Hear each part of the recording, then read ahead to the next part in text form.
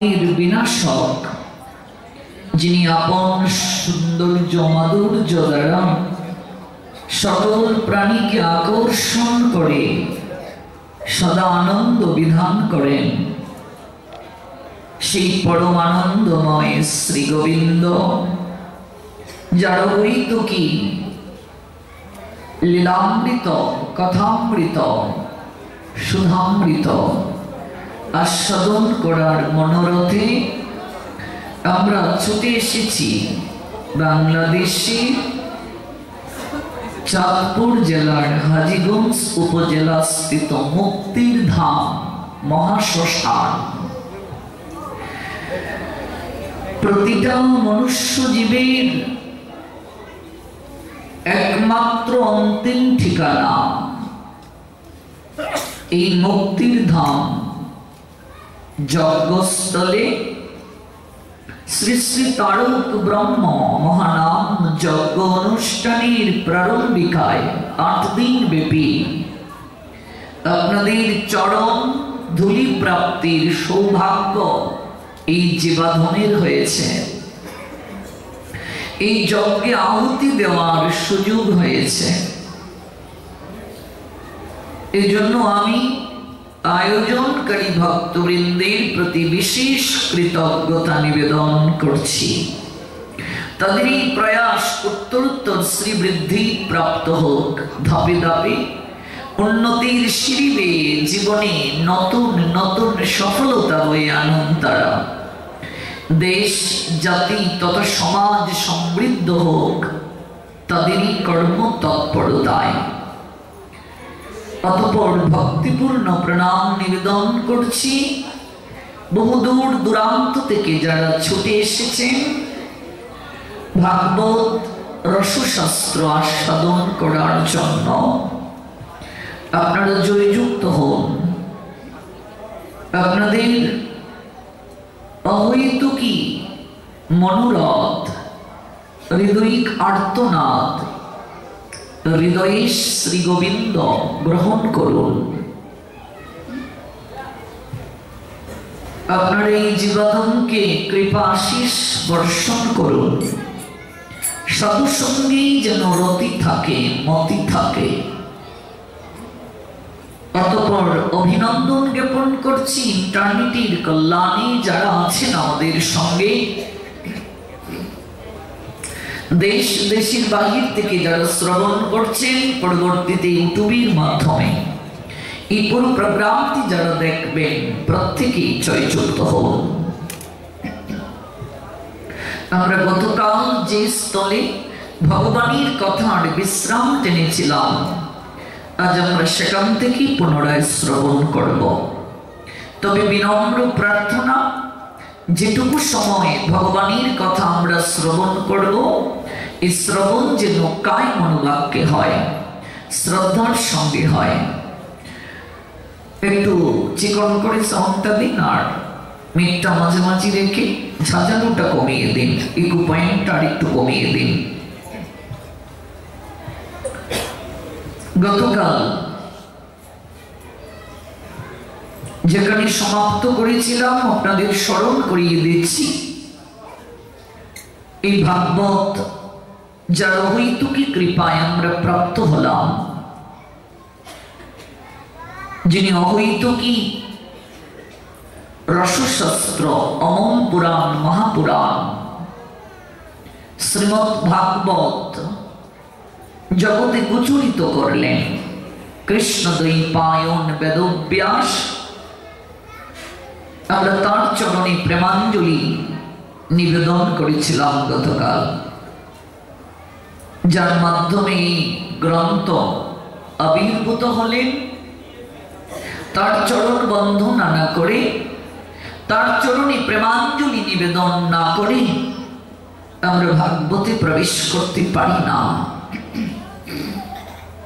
তাহলে মর্যাদা লঙ্ঘন হবে मर्यादा प्रदान है साधुर भूषण साधुर भूषण हलो मर्यादा प्रदान करा मर्यादा लंघिले है नरके गमन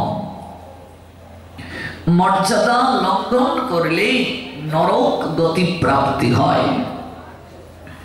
এই জন্য আমরা কৃষ্ণদ্বৈপায়ন বেদব্যাসের চরণে প্রেমাঞ্জলি ভক্তি অঞ্জলি নিবেদন করব। গতকাল নিবেদনের পর্ব স্পর্শ করে ইতি টানা হয়েছিল, আজ সেখান থেকে আমরা আবার শ্রবণ করছি। কে সেই কৃষ্ণদ্বৈপায়ন বেদব্যাস? আমরা গতকাল জেনেছিলাম তিনি কুমারী মায়ের গর্ভে এসেছিলেন। কুমারী মায়ের ঘরে যদি কোনো সন্তান আসে, জগৎ জীব তাকে অনাকাঙ্ক্ষিত সন্তান বলে। অনাকাঙ্ক্ষিত সন্তান। তাহলে কুমারী মায়ের ঘরে জন্ম নেওয়া কৃষ্ণদ্বৈপায়ন বেদব্যাস জগৎ গুরু হলেন কি করে? জগতের আচার্য হলেন কি করে? আচার্য শব্দের অর্থ শিক্ষক। জগৎ আচার্য অর্থাৎ জগতের শিক্ষক। জগৎ গুরু। গু শব্দের অর্থ অন্ধকার, রু শব্দের অর্থ আলো। যিনি অন্ধকার থেকে আলোর জগতের সন্ধান প্রদান করেন তিনি হলেন গুরু। তাহলে জগৎ জীবকে অন্ধকার প্রকোষ্ঠ থেকে বের করে আনলেন, আলোর জগতের সন্ধান প্রদান করলেন কৃষ্ণদ্বৈপায়ন বেদব্যাস। গতকাল বলেছিলাম ভারতবর্ষে যদি জাতীয় গুরু রূপে কাউকে আখ্যায়িত করা হয় তিনি হলেন ব্যাসদেব, জাতীয় গুরু। গুরু পূর্ণিমা তিথি আমরা পালন করি। এই গুরু পূর্ণিমা তিথি মূলত কৃষ্ণদ্বৈপায়ন বেদব্যাসের আবির্ভাব তিথি। দুর্ভাগ্য হলেও সত্য, গুরু পূর্ণিমা তিথিতে আমরা গুরু পূজা করি, নিজ নিজ গুরু চরণে আমরা অঞ্জলি নিবেদন করি। কিন্তু আমি এমন অনেককে জিজ্ঞেস করেছি আজকের এই গুরু পূর্ণিমা এর তাৎপর্য কি? অনেকেই বলেন আজ গুরুদেবের পুজো করতে হয়, কিন্তু এটি যে কৃষ্ণদ্বৈপায়ন বেদব্যাসের আবির্ভাব অনেকেই তা জানেন না। অনেক গুরুদেব গুরু পূর্ণিমা তিথিতে শিষ্যবৃন্দের গৃহে যান, তাদের দ্বারা সেবা গ্রহণ করেন, কিন্তু এই দিনটা যে কৃষ্ণদ্বৈপায়ন বেদব্যাসের আবির্ভাব তিথি জগতে ঢালাও ভাবে প্রচার হয় না। কেন জানি আমরা গুরু পূর্ণিমা তিথিতে কৃষ্ণদ্বৈপায়ন বেদব্যাসের আবির্ভাবটাকে ঢালাও ভাবে প্রচার করতে পারছি না। কেন জানি এখানে একটা কৃপণতা আমাদের মাঝে নিহিত রয়েছে। এটা উচিত বলে গণ্য নয়। প্রত্যেক গুরুদেবী হলেন ব্যাসদেবের প্রতিনিধি। এই জন্য গুরুকে ব্যাস বলা হয়। প্রত্যেক গুরুদেবী বেদব্যাস। বেদকে চারটি ভাগে বিভাজন করার কারণে তার নাম হলো বেদব্যাস। কৃষ্ণ দ্বৈপায়ন বেদব্যাস। কৃষ্ণ শব্দের অনেকগুলো অর্থের মাঝে একটি অর্থ হলো কালো। ব্যাসদেবের গায়ের বর্ণটি কালো ছিল, যার কারণে তার নাম কৃষ্ণ। দ্বৈপায়ন দ্বীপ যুগ অয়ন সন্ধি বিচ্ছেদ, দ্বীপের মাঝে তিনি এসেছিলেন, অর্থাৎ তার জন্মটা হয়েছিল দ্বীপের মাঝে, এজন্য তার নাম দ্বৈপায়ন। বেদব্যাস বেদকে চারটি ভাগে তিনি ভাগ করেছিলেন, এই জন্য তার নাম বেদব্যাস। এলেন তিনি কুমারী মায়ের ঘরে। তার মায়ের নাম মৎস্যগন্ধা। এই মৎস্যগন্ধাই পরবর্তীতে হলেন পদ্মগন্ধা, আর ওই পদ্মগন্ধা পরবর্তীতে হলেন সত্যবতী। বলছিলাম ভাগবতের 18,000 শ্লোকের মাঝে প্রথম শ্লোকটাতেই ব্যাসদেব সত্যের বন্ধনা করেছেন। সত্যম পরম মুদিময়ী। ভাগবত শুরু করলেন সত্যকে স্বীকার করে। ভাগবত শুরু হলো সত্যকে বন্ধনা করে। ভগবানের অনন্ত নামের মাঝে একটি নাম হলো সত্য। সত্যের মাঝেই ভগবান অবস্থান করেন। গতকাল বলেছিলাম, মনে আছে কিনা, এই জিহ্বা দ্বারা একবার যদি কেউ মিথ্যে কথা উচ্চারণ করে সঙ্গে সঙ্গে তার দেহটা অশুদ্ধ হয়ে যায়। তাহলে বুকে হাত দিয়ে বলুন তো আমরা কত মিথ্যে কথা বলছি। একটা মিথ্যে কথা যদি কেউ এই জিহ্বা দ্বারা উচ্চারণ করে, সঙ্গে সঙ্গে তার দেহটা অশুদ্ধ হয়ে যায়। প্রায়শ্চিত্ত কি? একটা মিথ্যা কথার প্রায়শ্চিত্ত কি? 3 দিন না খেয়ে সূর্য দর্শন করে হলো প্রায়শ্চিত্ত। তাহলে অগণিত মিথ্যা কথা আমরা বলছি। আবার শাস্ত্র বলছেন এই বদন দ্বারা, এই জিহ্বা দ্বারা যদি একবার কেউ ভগবান শ্রী হরির নাম উচ্চারণ করে, সঙ্গে সঙ্গে দেহটা তার পবিত্র হয়ে যায়। কেশবের নাম উচ্চারণ করার সঙ্গে সঙ্গে তার দেহটা পবিত্র হয়ে যায়। ভগবানের নামের এত শক্তি, এই জন্য বলা হয়েছে নাম এবং নামী অভিন্ন। যেই নাম সেই কৃষ্ণ, ভজ নিষ্ঠা করি নামের সহিত আছে আপনি শ্রীহরি, নামার নামী অভেদ। তপস্যায় যোগে সমাধির দ্বারা যে ফল লাভ করা যায় না, কলিযুগে কেবলমাত্র ভগবান শ্রী কেশবের নাম উচ্চারণ করে অনায়াসে প্রাপ্ত হওয়া যায়। কেশব ভগবানের একটা নাম। কোথায় আছে এই শ্লোকটি? পদ্ম পুরাণে আছে এই শ্লোক। পদ্ম পুরাণে ব্যাসদেব বলছেন, ইয়াত ফলং নাস্তি তপসা ন ইয়োগেন সমাধিনা তৎ ফলং লভতে সম্যক কলো কেশব কীর্তনম। এই কলিযুগে তপস্যার দ্বারা মানুষ যা প্রাপ্ত হয় না, ধ্যানের দ্বারা সহজে যা প্রাপ্ত হয় না, সমাধির দ্বারা মানুষ সহজে যা প্রাপ্ত হয় না, কঠিন কঠিন ভজন পদ্ধতি ব্রতের দ্বারা, যজ্ঞ অনুষ্ঠানের দ্বারা মানুষ যা প্রাপ্ত হয় না, তৎফলং লভতে সম্যক কলো। কলিযুগে অনায়াসে তার থেকে অগণিত গুণ বেশি কৃপা পাওয়া যায় কেশব কীর্তনাৎ, ভগবান কেশবের নাম কীর্তনের মাধ্যমে, ভগবানের নাম উচ্চারণের মাধ্যমে, ভগবানকে স্মরণ করার মাধ্যমে অন্তর পবিত্র হয়ে যায়। চেত দর্পণ মার্জনম, এই চিত্তটাকে দর্পণের সঙ্গে তুলনা করা হয়েছে। দর্পণ শব্দের অর্থ আয়না। আয়নায় যদি ময়লা পড়ে যায়, সেই আয়নাটাকে আমরা ন্যাকড়ে দ্বারা পরিষ্কার করতে পারি কি না? কিন্তু এই চিত্তের মাঝে লক্ষ জন্মের ময়লা যে আমরা নিয়ে এসেছি, আমরা মানুষ তো আর হুট করে হইনি। এই মানুষ জন্ম প্রাপ্তির পূর্বে 9 লক্ষ বার আমাদের জলজ প্রাণী হয়ে জন্ম নিতে হয়েছিল। জলজা নবলক্ষাণী কোথায় আছে? বিষ্ণু পুরাণ। বিষ্ণু পুরাণে ব্যাসদেব বলছেন, জলজা নবলক্ষাণী, আমাকে 9 লক্ষ বার জলজ, 9 লক্ষ বার জলজ প্রাণী হয়ে জন্ম নিতে হয়েছে। জলজা নবলক্ষাণী। স্থাবরা লক্ষ বিংশতি, 20 লক্ষ বার বৃক্ষলতা গুল্ম হয়ে জন্ম নিতে হয়েছে। স্থাবরা লক্ষ বিংশতি, কৃময়া রুদ্র শঙ্খা, 11 লক্ষ বার আমাকে কৃমি কীট হয়ে জন্ম নিতে হয়েছে। পক্ষী নাম 10 লক্ষ নাম, 10 লক্ষ বার পাখি হয়ে জন্ম নিতে হয়েছে।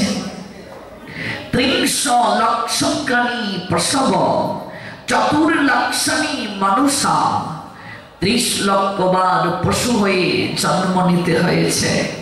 পশু জন্মের শ্রেষ্ঠ জন্ম গরু জন্ম।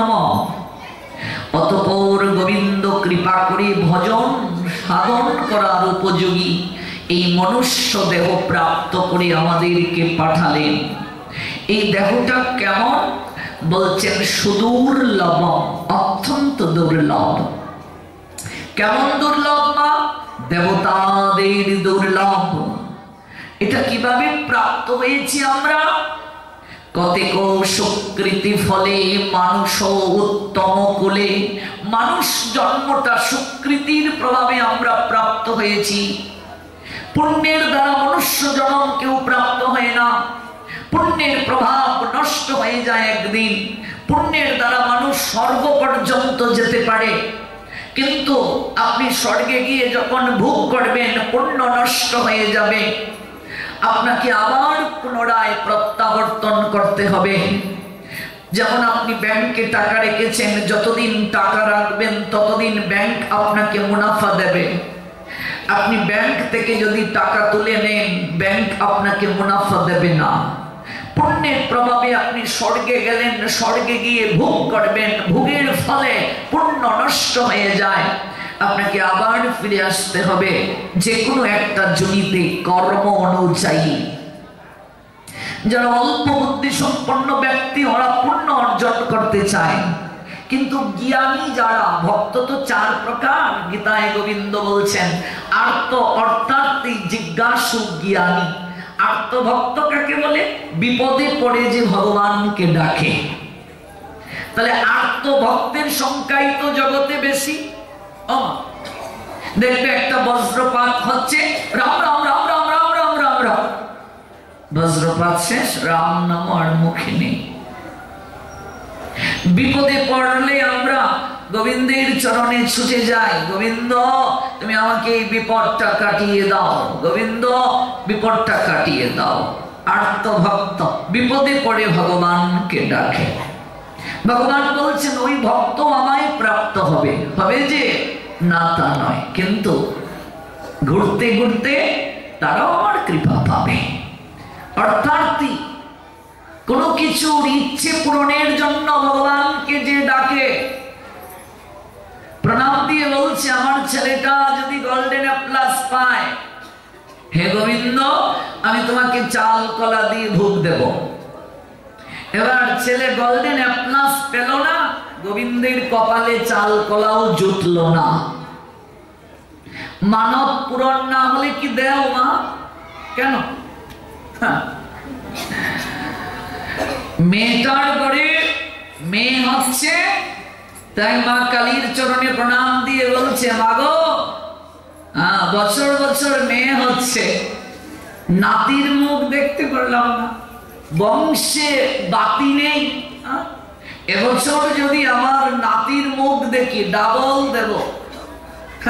মানে নাতি হবে, এই জন্য নিষ্পাপ পাঠার প্রাণ যাবে, এই জন্য বলছেন ডাবল দেব। এবার মা কালী পাঠা খান কিনা এই নিয়ে কারো দেখার প্রয়োজন নেই। মা কালী ভোগে আদৌ পাঠার মাংসের প্রয়োজন আছে কিনা? মায়ের যত শ্রেষ্ঠ ভক্ত তার মধ্যে রাম প্রসাদ, নিশ্চয়ই রাম প্রসাদের মতো মা কালীর ভক্ত আমরা এখানে কেউ নেই না? কেউ আছো যে তোমার বেড়া মা কালী বেঁধে দিয়েছেন? রামপ্রসাদের মতো ভক্ত যার গান শুনে মা উত্তরমুখী থেকে দক্ষিণমুখী হয়ে গেছেন। দক্ষিণেশ্বরী কালী মন্দির দেখবেন কলকাতায়। রামপ্রসাদ পর্যন্ত বলির বিরুদ্ধে কথা বলছেন। তাহলে বলি কি সনাতন শাস্ত্রে আছে? আছে তামসিক মানুষদের জন্য, কালিকা পুরাণে আছে। যারা ভূত প্রেত, যারা তমগুণে আচ্ছন্ন, যারা প্রবৃত্তি মার্গী, তাদের জন্য।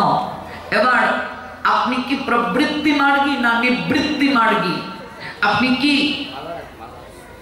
তামসিক জীবন যাপন করছেন? এটির উপর বিচার করে হবে। বলি যদি দেয় পরিণামটা কি? পরিণামটা খুবই বিপদজনক। কি বিপদজনক? যে পাঠা বলি দেবে, পাঠার মুখটা বেঁধেছে, চরণগুলোও বেঁধেছে, একজন খড়গ হাতে নিয়ে দাঁড়িয়ে রইল। পাঠার মুখ যে বাঁধা হলো, ওই পাঠাটা কি ভাবছে মনে মনে? আমাকে বাধা কেন হলো? এটাই তো চিন্তা করছে, তাই তো? আমি কষ্ট পাচ্ছি, যে তাকে কষ্ট দিচ্ছে তার কথা ভাবছে কিনা? পাঁঠাটাকে বলি দেয়া হবে, পাঁঠার মুখটা বন্ধ করা হলো বেঁধে, একটা কদলী গাছের মাঝে শুয়ে দেয়া হলো, কিংবা যেখানে বলি যজ্ঞ সেখানে রাখা হলো।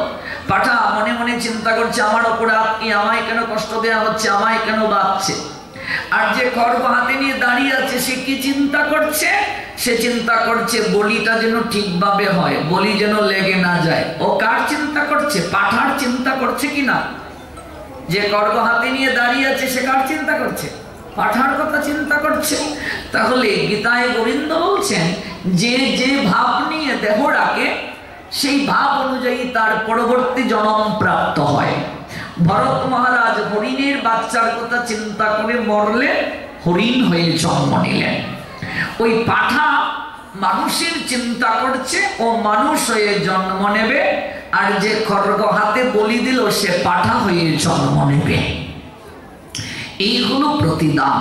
হে পাঁঠা, ইন্দ্রিয় তর্পণের জন্য আজ আমি তোমাকে উৎসর্গ করলাম। পরবর্তী জন্মে ও পাঁঠা হবে। মাংস, এটার বাংলা অর্থ কি? মাংস সংস্কৃত শব্দ।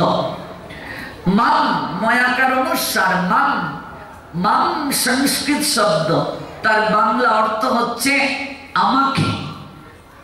সব সংস্কৃতে দন্তস্বর উচ্চারণটা এস অ কিছুটা ছয়ের মতো। যেমন আমরা যদি বাংলা ব্যাকরণে বলি সম্ভবামি, কিন্তু সংস্কৃতে যখন উচ্চারণ করব সম্ভবামি, দন্তস্বর উচ্চারণটা কিছুটা এস অ ছয়ের ন্যায় কিছুটা। তাহলে মাংস ময়াকার অনুসার মাং, মাং শব্দের অর্থ আমাকে। স সংস্কৃত শব্দ যার বাংলা অর্থ হলো সে। মাংস তার অর্থ হলো আমি যাকে খাচ্ছি আমাকে সে খাবে। মাংসের ইংরেজি হলো মিট। মি শব্দের অর্থ আমি কিংবা আমাকে। মি ওয়ার্ডের বাংলা কি? আমাকে। মিট, ইট মানে কি? ইট মানে কি? আমাকে খাবে। মাংসের ইংরেজি শব্দ মিট, মি মানে আমাকে, ইট মানে খাওয়া, আমাকে খাবে। আর মাংস সংস্কৃত শব্দ যার বাংলা অর্থ হচ্ছে মাং মানে আমাকে, স মানে সে, আমাকে খাবে। তাহলে তামসিক মানুষ যারা, প্রবৃত্তি মার্গী যারা, বিশেষ করে তন্ত্রে যারা আরাধনা করছে, ভালো করে বুঝবেন, প্যাচ লাগাবেন না। তন্ত্রে বামাচারী যারা, তন্ত্র সাধনা যারা করে তাদের জন্য বলির বিধান আছে। কালিকা পুরাণ, এটা তামসিক পুরাণ, কিন্তু মনে রাখবে এর পরিণামটা ভয়াবহ। কারণ ভোগের মাঝে সুখ নেই, ত্যাগেই সুখ। ওই তন্ত্রে যারা আরাধনা করে, প্রবৃত্তি মার্গী যারা, তামসিক প্রকৃতির যারা, তাদেরকে ধীরে ধীরে প্রবৃত্তি থেকে নিবৃত্তিতে আনয়নের জন্য এই বিধানটা দেয়া হয়েছিল।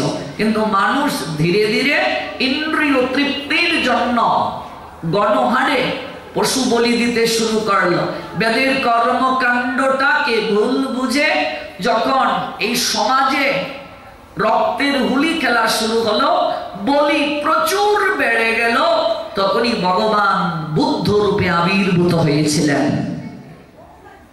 10 অবতারের মাঝে বুদ্ধদেব। ওই বুদ্ধদেব তৎকালীন প্রেক্ষাপটে তিনি এসে বললেন বেদ প্রয়োজন নেই, কিন্তু বেদকে বাদ দিলে সনাতন ধর্ম টিকবে না। সনাতনীদের প্রধান ধর্মগ্রন্থটাই বেদ। কারণ বেদকে বাদ দেওয়া যাবে না। আমাদের সকল অনুষ্ঠান হলো বেদ আনুগত্যে, এই জন্য বৈদিক অনুষ্ঠান বলা হয়। বুদ্ধদেব তৎকালীন প্রেক্ষাপটটাকে বিচার করে তিনি বললেন অহিংসা পরম ধর্ম, এটি তিনি প্রচার করলেন। এজন্য একটা প্রবাদ আছে, বেদ না মানিয়া বুদ্ধ হলো নাস্তিক। বেদকে না মেনে বুদ্ধ নাস্তিক হলেন, অহিংসার ধর্ম প্রচার করলেন। সমকালীন প্রবৃত্তি মার্গিকগণ এটা মেনে নিল না। ধীরে ধীরে বুদ্ধের মত একটা আলাদা ধর্মে রূপান্তরিত হলো। মূলত বৌদ্ধ ধর্মটাকে সনাতন শাস্ত্র মত বলে, আমাদেরই একটা শাখা বৌদ্ধ ধর্ম। বুদ্ধদেব আমাদেরই 10 অবতারের একজন। তিনি অহিংসার ধর্ম জগতে প্রচার করলেন। এমনকি গৌতম বুদ্ধ তিনি যখন কিশোর ছিলেন, তারপর যুবক হলে রাজ সিংহাসন পর্যন্ত একজন শিকারীকে দিয়ে দিতে চেয়েছিলেন। শিকারী তীর নিক্ষেপ করেছিল একটা হংসের এই গলের মাঝে, ছটফট করছিল হংসটা। গৌতম বুদ্ধ নিজ হাতে তাকে কুলে তুলে নিলেন, সেবা করার জন্য যাচ্ছেন। পিছনে শবর বলছে, শবর মানে শিকারী, বলছে এটি আমার শিকার, আপনি এটি নিতে পারেন না। বুদ্ধদেব বলছেন না, এর বিনিময়ে যদি আমাকে রাজ সিংহাসনে তোমাকে বসাতে হয় আমি সিংহাসন দিতে রাজি, কিন্তু আমি এই পীড়িত হংসটাকে তোমায় ফেরত দেব না। কতটা অহিংসার ধর্ম তিনি প্রচার করেছিলেন, অহিংসার ধর্ম প্রচার করলেন বুদ্ধদেব। বাবা এখন আর তিলক দিতে হবে না, আপনিও কৃপা করে বসুন, বসুন। সব তিলক আদি চন্দন আরতি ভাগবত শুরু হওয়ার পূর্বে পরে আর আবশ্যকতা নেই, আপনি বসুন, আমি নিয়ম বলছি জানতে পারবেন। কৃপা করে বসুন, মনোযোগ নষ্ট হচ্ছে। অহিংসার ধর্ম জগতে প্রচার করলেন। তাহলে প্রবৃত্তি মার্গী যারা, তাদেরকে ধীরে ধীরে সুনিয়ন্ত্রিত একটা প্রক্রিয়া আনয়ন, একটা নিবৃত্তির দিকে আনয়নের জন্য বিধান দিয়েছিলেন যে অন্তত তোমরা তন্ত্র পূজা করে মা কালীকে উৎসর্গ করে তোমরা মাংস গ্রহণ করতে পারবে, কিন্তু এটি পরিণামটা ভয়াবহ, প্রচুর শাস্তি হবে পরিণামে। এটিকে তামসিক বলা হচ্ছে। গীতায় 3টা গুণের কথা বলা আছে, সত্য, রজ, তম। 3টা সুখের বর্ণনা আছে, সাত্ত্বিক সুখ, রাজসিক সুখ, তামসিক সুখ। সাত্ত্বিক সুখ কাকে বলে? প্রথমে বিষের ন্যায়, পরিণামে অমৃত তুল্য। রাজসিক সুখ কি? প্রথমে অমৃতের ন্যায়, পরিণামে বিষ তুল্য। আপনি চুলকাচ্ছেন, খুব ভালো লাগছে, চুলকানোর সময় কি ভালো লাগে কিনা, কিন্তু এর পরিণামটা কি, এর পরের রেজাল্ট পরে দুঃখ। তামসিক প্রথমেও বিষ তুল্য, পরিণামেও বিষ তুল্য। নিম পাতা গ্রহণ করতে খুব মিষ্টি লাগে, তাই না? নিম পাতা কেউ খেতে চায় না, কিন্তু ভেতরে গেলে কার্যকরী হবে কিনা? সাত্ত্বিক আহার। অপারেশন করতে একটু কষ্ট হবে কিনা, কিন্তু পরিণামটা কি? ভালো। সাকসেস হয়ে গেলে কি ভালো। কিন্তু তামসিক যে প্রক্রিয়াটা, এটির রেজাল্ট খুবই ভয়াবহ। যদি আপনাকে কেউ প্রশ্ন করে সনাতন শাস্ত্রে কি বলি আছে, আজকাল অনেকেই জোর দিয়ে প্রচার করে বলি সনাতন শাস্ত্রে নেই। একটু যদি ব্যাখ্যা করে না বলে তাহলে বিভ্রান্তি হবে সমাজে। বলি আমার আপনার জন্য নয়, বলি কলিযুগে মহাপ্রভু নিষিদ্ধ করেছেন, কিন্তু শাস্ত্রে বলি আছে তামসিক মানুষদের জন্য। এবার আপনাকে সিদ্ধান্ত নিতে হবে, আপনি কি তামসিক প্রকৃতির? তামসিক প্রকৃতির লোক কাদেরকে বলা হয়? যাদের আচরণ অসুরের মতো, ভূত প্রেত পিশাচের ন্যায় যাদের খাদ্য অভ্যাস, ভূত প্রেতের ন্যায় যাদের আচরণ, ওরা হলো আসরিক ভাব সম্পন্ন। ভগবান গীতায় বললেন 4 প্রকার ব্যক্তি আমায় পাবে না কোনোদিন। 7ম অধ্যায়ের 15 নং শ্লোকে জ্ঞান বিজ্ঞান যোগ। নমস্কৃতি নমরা প্রপদ্যন্তে নরাধমা মায়া পরিতজ্ঞানা আসুরম ভাবমাশ্রিতম। অর্জুন, 4 প্রকার ব্যক্তি কোনোদিন আমায় প্রাপ্ত হবে না। তার মধ্যে একজন হলো যাদের আচরণটা অসুরের মতো, আসরিক ভাব যাদের আছে। তাহলে নিশ্চয়ই আপনি অসুর নয়। তাহলে আপনি যেহেতু অসুর নন, তাহলে আপনি তো বলির পক্ষে থাকার কথা না। রামপ্রসাদ বলি দেওয়ার কথা বললেন। কোন বলি? ছাগ বলি। ছাগ কাকে বলে? সংস্কৃত শব্দ ছাগ, ছাগ শব্দের অর্থ রিপু। কাম, ক্রোধ, লোভ, মোহ, মদ, মাৎসর্য, এই রিপুগুলোকে বলি দেওয়ার কথা বলছেন মহাসাধক রামপ্রসাদ। কিন্তু আমরা ছাগ মানে ভেবে নিয়েছি ছাগল।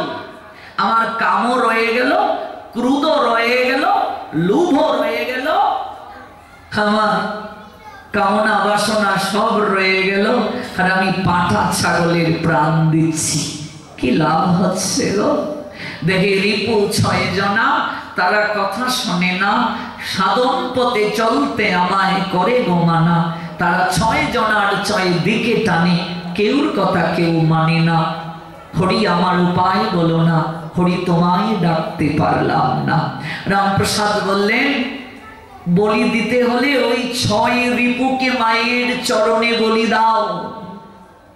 রিপুগুলো হলো আমাদের পশু, ওদেরকে উৎসর্গ করার কথা বলা হয়েছে। এবার আমার রিপুর তাড়না রয়ে গেল, নিরীহ পাঁঠা ছাগলের প্রাণ গেল। আমার মেয়ের ঘরে মেয়ে হচ্ছে, তাই মানত করলাম, যদি এবছর ছেলে হয় তাহলে জোর পাঠা দেব। এবার মেয়ের ঘরে ছেলেও হলো না, মা কালীর কপালে পাঠার মাথাও জুটল না। এই যে মানত, মানত বুঝো, এই মানত যারা করে ওরা হলো মূর্খ, অল্প বুদ্ধি সম্পন্ন ব্যক্তি। মানত করা মানে ভগবানের সাথে লেনদেন করা, ভগবানকে লোভ দেখানো। আর মানত বিশেষ করে পুরুষ থেকে মহিলারা বেশি করে, মায়েরাই বেশি মানত করে। এমনকি মানতের সময় আমি বহু জায়গায় দেখেছি, এক জায়গায় আমি পাটে গিয়েছি, উনি বলছেন আমাকে, বাবাজি একটু মাইকে বলুন আমি একটা মানত করছি, সবাইকে হরিধ্বনি দেওয়ার জন্য। কত বড় কাজ তিনি করবেন, তাই মাইকে বলতে হবে। মানত দেখবেন মায়েরা বেশি করে। আমরা শাস্ত্র গ্রন্থ পড়ি না, সুদৃঢ় গুরু বাক্যে, শাস্ত্র বাক্যে বিশ্বাস নেই। দেখবে অমুক গাছের নিচে মনসার আবির্ভাব হয়ে গেছে, যদি কেউ শুনে, এবার ঘরে যে তার গোপাল আছে, গোবিন্দ আছে, ওই গোপাল গোবিন্দে কোনো বিশ্বাস নাই, দৌড় শুরু করবে ওই গাছের নিচে মনসার আবির্ভাব হয়ে গেছে, অমুক গাছের নিচে মা শীতলার আবির্ভাব হয়ে গেছে, সবাই মোমবাতি আগরবাতি নিয়ে দৌড় গাছের নিচে। ওই কে জানি স্বপ্নে দেখিয়েছে 5 গড় মেঘে গোপালের সেবা করতে হয়। আমি একবার যশোরে পাঠিয়েছিলাম, কি ব্যাপার যে বাসায় আছি, একটু পরে পরে সে কলিং বেল টিপ দিচ্ছে। এবার মাতাজি খুবই বিরক্ত হলেন, বারবার কলিং দিচ্ছে, যখন 5-7 বার খুলে উনি ভিক্ষা দিল। আমি তো আর কি জানি, আমি আমার পক্ষে ভজন করছি। এরপরে উনি আর দরজা খুললেন না। আমার এখানে এসে বলছেন বাবা বড় বিরক্ত হয়ে আছে। আমি বললাম কেন মা? বলছে এই ভিক্ষা দিতে দিতে আজকে বিরক্ত। আমি বললাম কেন? ওকে নাকি স্বপ্নে দেখিয়েছে 5 গড় ভিক্ষা করে গোপালের সেবা করতে হবে, আর যদি 1 মার 1 সন্তান মানে পুত্র থাকে তাহলে 13টা মুড়ে মোমবাতি চালিয়ে দিতে হবে। এবার যারা আসলো ভিক্ষায়, বললাম তোমরা কোথায় শুনলে? ওই আমাদের পাশের গ্রামের এক মায়ের মুখে শুনেছে। বললাম তারা কোথায় শুনলো? বলছে আরেক জায়গায় শুনে এসেছে। তারা কোথায় শুনলো? আরেক জায়গায় শুনে এসেছে। কোথায় যে ঘটনা ঘটলো তার ভিত্তি নেই। সনাতনী হিন্দুরা বিশেষ করে ওরা হচ্ছে হুজুগে ধর্ম পালনকারী। রাজার গড়ে ছেলে হয়েছে কাকের মতো কালো। ওমা, রাজার ঘরে একটা ছেলে হয়েছে, গায়ের বরণটা কেমন? কাকের মতো কালো। তো এই রাজ্যের লোকেরা আরেক রাজ্যে গিয়ে প্রচার করছে, শুনেছো গো, আমরা যে রাজ্যে বাস করি আমাদের মহারাজের একটা ছেলে হয়েছে কাকের মতো কালো। ওরা গিয়ে আরেক জায়গায় বলছে, শুনেছো? শুনলাম এক রাজার ঘরে ছেলে হয়েছে কাকের মতো। কি ছিল? কাকের মতো কালো। এবার কালো শেষ, কাকের মতো। এবার ওরা গিয়ে আরেক জায়গায় বলছে রাজার ঘরে ছেলে হয়েছে কাউয়া মানে কাক। কই কাকের মতো কালো? পরে রাজার ঘরে ছেলে কি হলো? কাক। এই হলো আমাদের পরিণতি। হঠাৎ করে দেখবে মা কালী কাউকে বর করে ফেলেছে, কি অবস্থা! মা শীতলা বর করে ফেলেছে, হ্যাঁ, হঠাৎ করে কি উগ্র ভাব, মা দুর্গা তাকে বর করে ফেলেছে। কি নাচ শুরু হয়ে গেল, দেবতা নাকি বর করে ফেলেছে। যখন বর করবে তখন আগরবাতি একদম ঢুকিয়ে দেবে, ছেঁকা দিয়ে দেবে, দেখবে সব ভর চলে গেছে। যখন এরকম দেবতা ভর করবে, এরকম আগরবাতি একটু ঢুকিয়ে দেবে, দেখবে সব ভর চলে গেছে। এত সহজ, এত সহজ দেবতার আশ্রয়, দেবতার ভর। মানুষ কেউ জানতে চায় না, বুঝতে চায় না। আমরা আমাদের ধর্মটাকে হাসির পাত্র বানিয়ে ফেলছি। জানতে চাই না, বুঝতে চাই না, উপলব্ধি করতে চাই না, গ্রন্থ অধ্যয়ন করতে চাই না।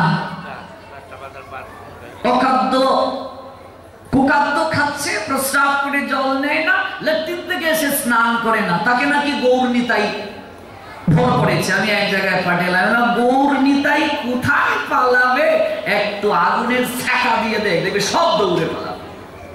এগুলো ধর্ম নয়। What means religion? Srimad Bhagavatam said religion means the rule of regulation, Almighty Creator Krishna. If you violate rule of regulation, Almighty Creator of course punish any time in any situation. ধর্ম হলো ভগবানের আইন। ধর্ম লৌকিক প্রথা নয়। ধর্ম শুনে শুনে পালন করার বিষয় নয়। ধর্ম হলো ভগবানের আইন, ওই আইনটাকে ধারণ করার নাম ধর্ম। কোন গোসাই কি বলছেন, কোন পাঠক কি বলছেন তা ধর্ম নয়। তিনি যা বলছেন সেটি শাস্ত্রের কথা কিনা, সেটি হলো ধর্ম। তিনি যদি শাস্ত্র ব্যতি রেখে কথা বলেন, শাস্ত্রের বাহিরে কথা বলেন, সেটিও গ্রহণযোগ্য নয়। ধর্ম হলো ভগবানের আইন, যাকে ধারণ করার নাম ধর্ম। তাহলে আসমিক ভাব সম্পন্ন ব্যক্তি যারা, প্রবৃত্তি মার্গী যারা, তন্ত্রে যারা আছে, তাদের জন্য বলি, কিন্তু পরিণামটা ভয়াবহ। 1 লক্ষ পাঠা বলি দিয়ে সুরত রাজা মা দুর্গার পূজা করেছিলেন। মৃত্যুর পরে 1 লক্ষ পাঠা তাকে আক্রমণ করেছিল। কাঁদতে কাঁদতে সুরত রাজা মা দুর্গাকে স্মরণ করেছিলেন। মা তখন নিকটে আবির্ভূত হলেন, মা আমায় কৃপা করে রক্ষা করো, আমি তো 1 লক্ষ পাঠা তোমাকে উৎসর্গ করেছি। মা বলেছিলেন, আমি কি তোকে বলেছিলাম আমি পাঠা খাই? আমাকে যে উৎসর্গ করলি, আমি বলেছিলাম? যারা মানত করছে, কখনো মা কালী এসে তাকে বলেছে আমায় পাঠা দে? এই যে বিশেষ বিবেককে প্রশ্ন না করা, মানত করাটাই অল্প বুদ্ধি সম্পন্ন ব্যক্তির কাজ। ভগবান যদি অন্তর্যামী হন, তিনি কি আমার মনের কথা জানেন না? জানেন না? তাহলে তাকে বলতে হয় যে আমার ছেলেটা পরীক্ষায় যাবে, আমি বলবো প্রভু এই জগৎ সংসারের কোনো কিছুই তো আমার নয়, সংসারটাও তো তোমার, সন্তানও তোমার, তোমার পুত্র পরীক্ষায় যাচ্ছে, তুমি ভালো জানো প্রভু।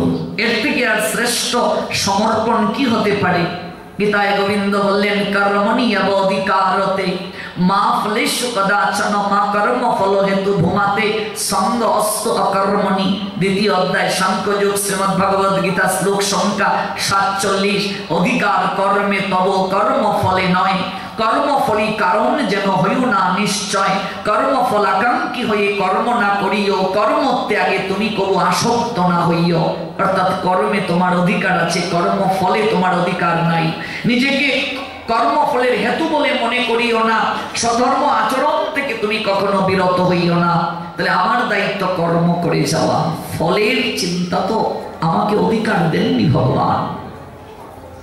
তোমার 3 সন্তান মনে করো মা, একটা পুত্র সন্তান কথা বলতে পারে না, তুমি দুর্গা পূজার কাপড় চোপড় কিনতে গিয়েছ, বুকে হাত দিয়ে বলো তো, তোমার 3 সন্তানের মাঝে একটা ছোট সন্তানটা কথা বলতে পারে না, বাকি 2 সন্তান তোমাকে আবদার করছে, ও মা আমি পুজোতে কিন্তু এই প্যান্টটা কিনবো। মেয়েটা বলছে, ও মা আমি কিন্তু এই জামাটা কিনবো।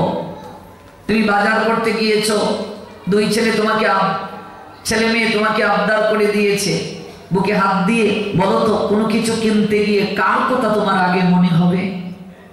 যে সন্তানটা কথা বলতে পারে নাই, কোনো কিছু কিনতে গেলে তার কথা আগে মনে হবে। কোথাও যখন যাবে বলো তো কার কথা আগে মনে হবে? যে সন্তানটা তোমার কাছে মনের ভাব প্রকাশ করতে পারে নাই, তার কথা আগে মনে হবে।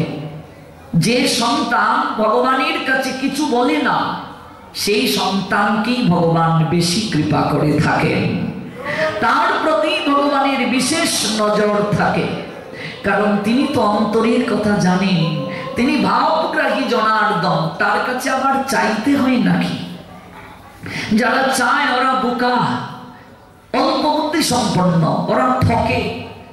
যা চায় ভগবান তাকে তাই দিয়ে জন্মের তরে তার কাছ থেকে বিদায় নিয়ে চলে যান। কিন্তু যারা গোবিন্দকে চায় তাদের সকল কিছু প্রাপ্তি হয়ে যায়। রাজা যদি কারো হয়ে যায়, রাজত্ব আপনা থেকেই তার হয়ে যায়। এই জন্য ভগবানের চরণে আমাদের প্রার্থনা নিবেদন করে বলা উচিত, তুমি তো সব জানো গোবিন্দ, তোমাকে কি বলবো, তোমাকে বলার কি আছে, তুমি তো আমার সকলই জানো।